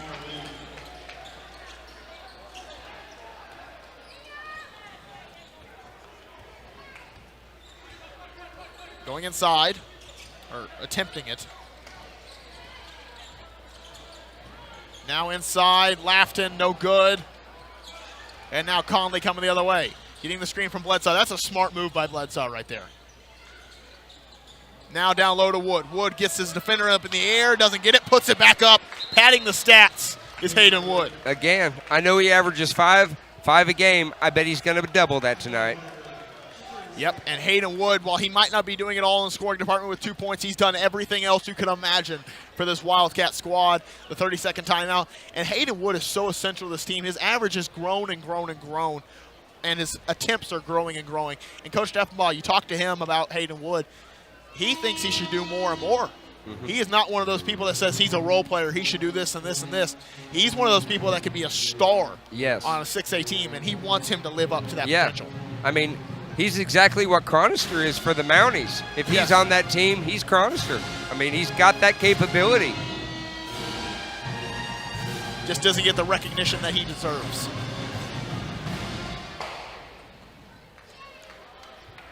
And that's what you get when you got so many studs on your team. I mean, it's hard, but it's going to pay off for us, I'm hoping, down the stretch right here. 67-55, 12-point lead for the Wildcats. 2:42 left to play in the fourth. Nathaniel Jones with the ball. Going inside. Sends it out. 3 for Amari Jones. Good. 7 points in the game for Amari Jones. Bledsoe got the kind of blind screen as Conley goes inside for 2, doesn't get it to fall. Going inside as Kraut loses the handle, going the other way. And you see some studs here in the arena. You see Isaiah Seeley over there for the Springdale Bulldogs, and you talk about that story. Springdale Bulldogs is the 6th seed in the state, taking down the 1 seed in the state of Fayetteville. And that's the deal. We were talking about how tough the 6A West is, and that's because of Har-Ber and Springdale. Those are two teams that aren't every year there, like Fayetteville seems like they're there every year. But I'm telling you, 6A West is going to roll through Springdale this year. Springdale and Har-Ber both playing some really good basketball. Going down low. Now Nathaniel Jones. 67-58, a 9-point game. Going inside, putting down the shoulder, missing the shot, getting his own rebound, and a block by Hayden Wood. And the jump ball call, the possession arrow will favor the Mounties. Contested shot, a rebound, and a block, all in one possession on the court by Hunter Wood right there. Hayden Wood. Hayden Wood. I was going to correct you, but I knew you'd correct yourself. I knew it. Hey, Hunter Wood, you said his name probably enough times. Yes. Announcing football, you kind of get used to saying some of those names. Heck, announcing football, you've also said Hayden Wood's name a few times. True that. But little brother, little Hayden, not looking so little now. No. Got a few inches on big brother now. Giving up. Now Kraut. Keeping it against Conley. Conley back tips Cortland Muldrew one-on-one. Going inside. Now 1-on-2. Putting up the shot. No good. No foul called, though. And a foul on that time. Give him a lot of opportunities right there. Nathaniel Jones picking up the foul. His 4th. Only 2 team fouls apiece right here in the fourth quarter. Seemed like we got into the double bonus really early in the third. And here we are, a long way from double bonus with only 1:20 left to play here in regulation. Wood sends out Conley. Conley pulls from 3. Doesn't get it to fall. Conley with 20 in the ball game. And Cortland Muldrew with 28. The 3, up the 3, good. By Raider Sadler, his first 3 of the ball game. At the right time. For the Mounties at least. Not the right time for the Wildcats. That's a full timeout, as we'll take a full timeout with them. We'll be right back here on the Springdale Athletic Foundation Television Network.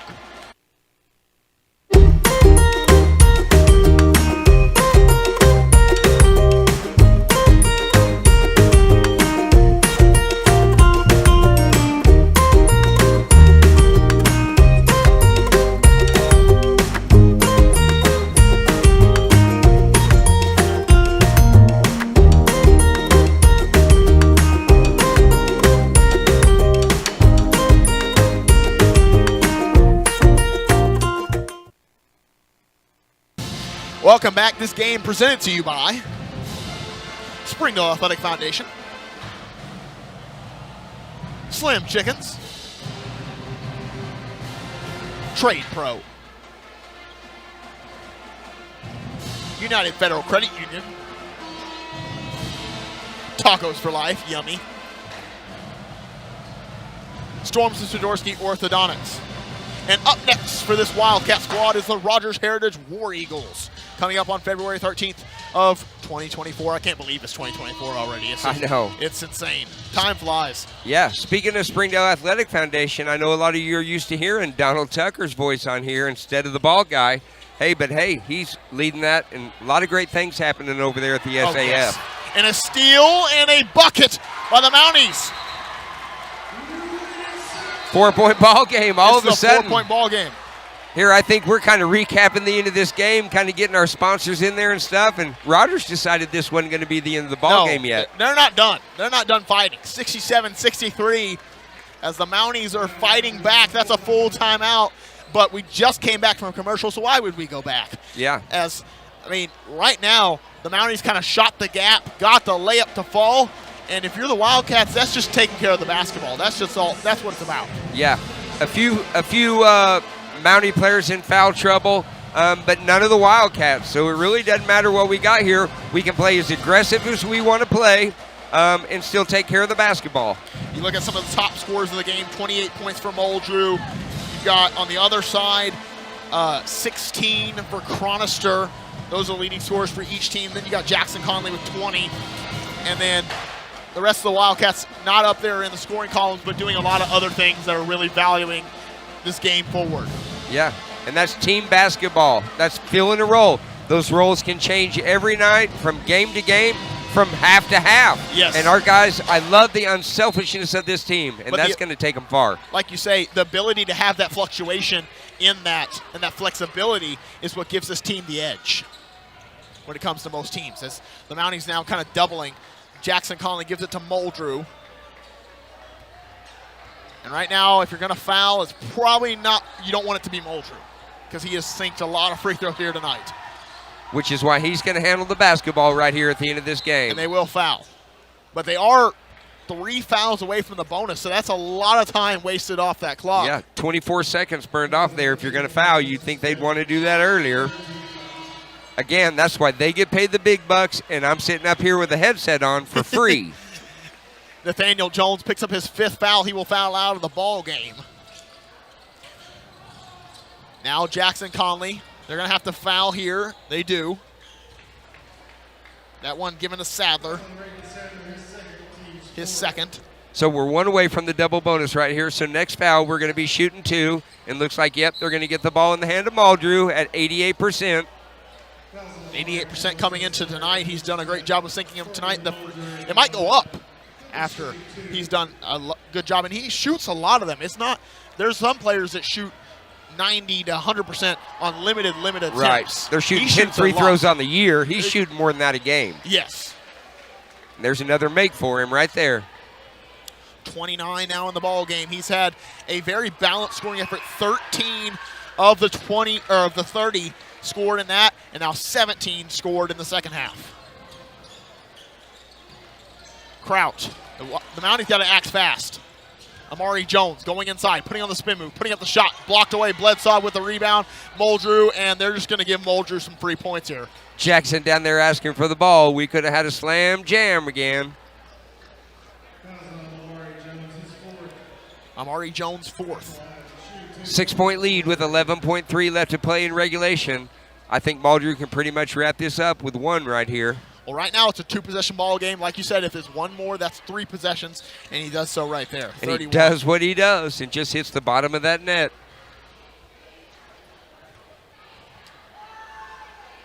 And now 32. And now if you're the Mounties, you just want to get a quick shot up, try to make it look better in the record books. Muldrew with a steal. Marley coming the other way. Wildcats do not need to score.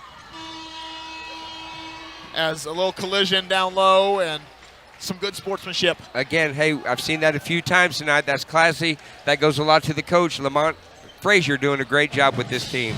They're bottom in the conference coming into this right here, But again, this got down to 4 points with just a minute left in the ball game. It was a very good ball game. It didn't feel like an 8-point win for the Wildcat team. And what the Wildcats kind of survive here tonight in both games. The Lady Wildcat game went a little bit better, scoring in, but still the Wildcats come into Rogers Mounties Arena and we're given two tough battles. Yeah, and it shows you how hard it is to win in the road here in the 6A West. Oh, the 6A West is deep. I talked to Coach Preston earlier about it, the head coach of the Rogers Mounties. It's the deepest it's been in a long time, and he's been coaching a long time in the 6A West. Right. So that's going to do it for us here tonight on Springdale Athletic Foundation. On behalf of Jared Park, Connor Jenkins, Donald Tucker, and Jared Cleveland, we'll see you next time.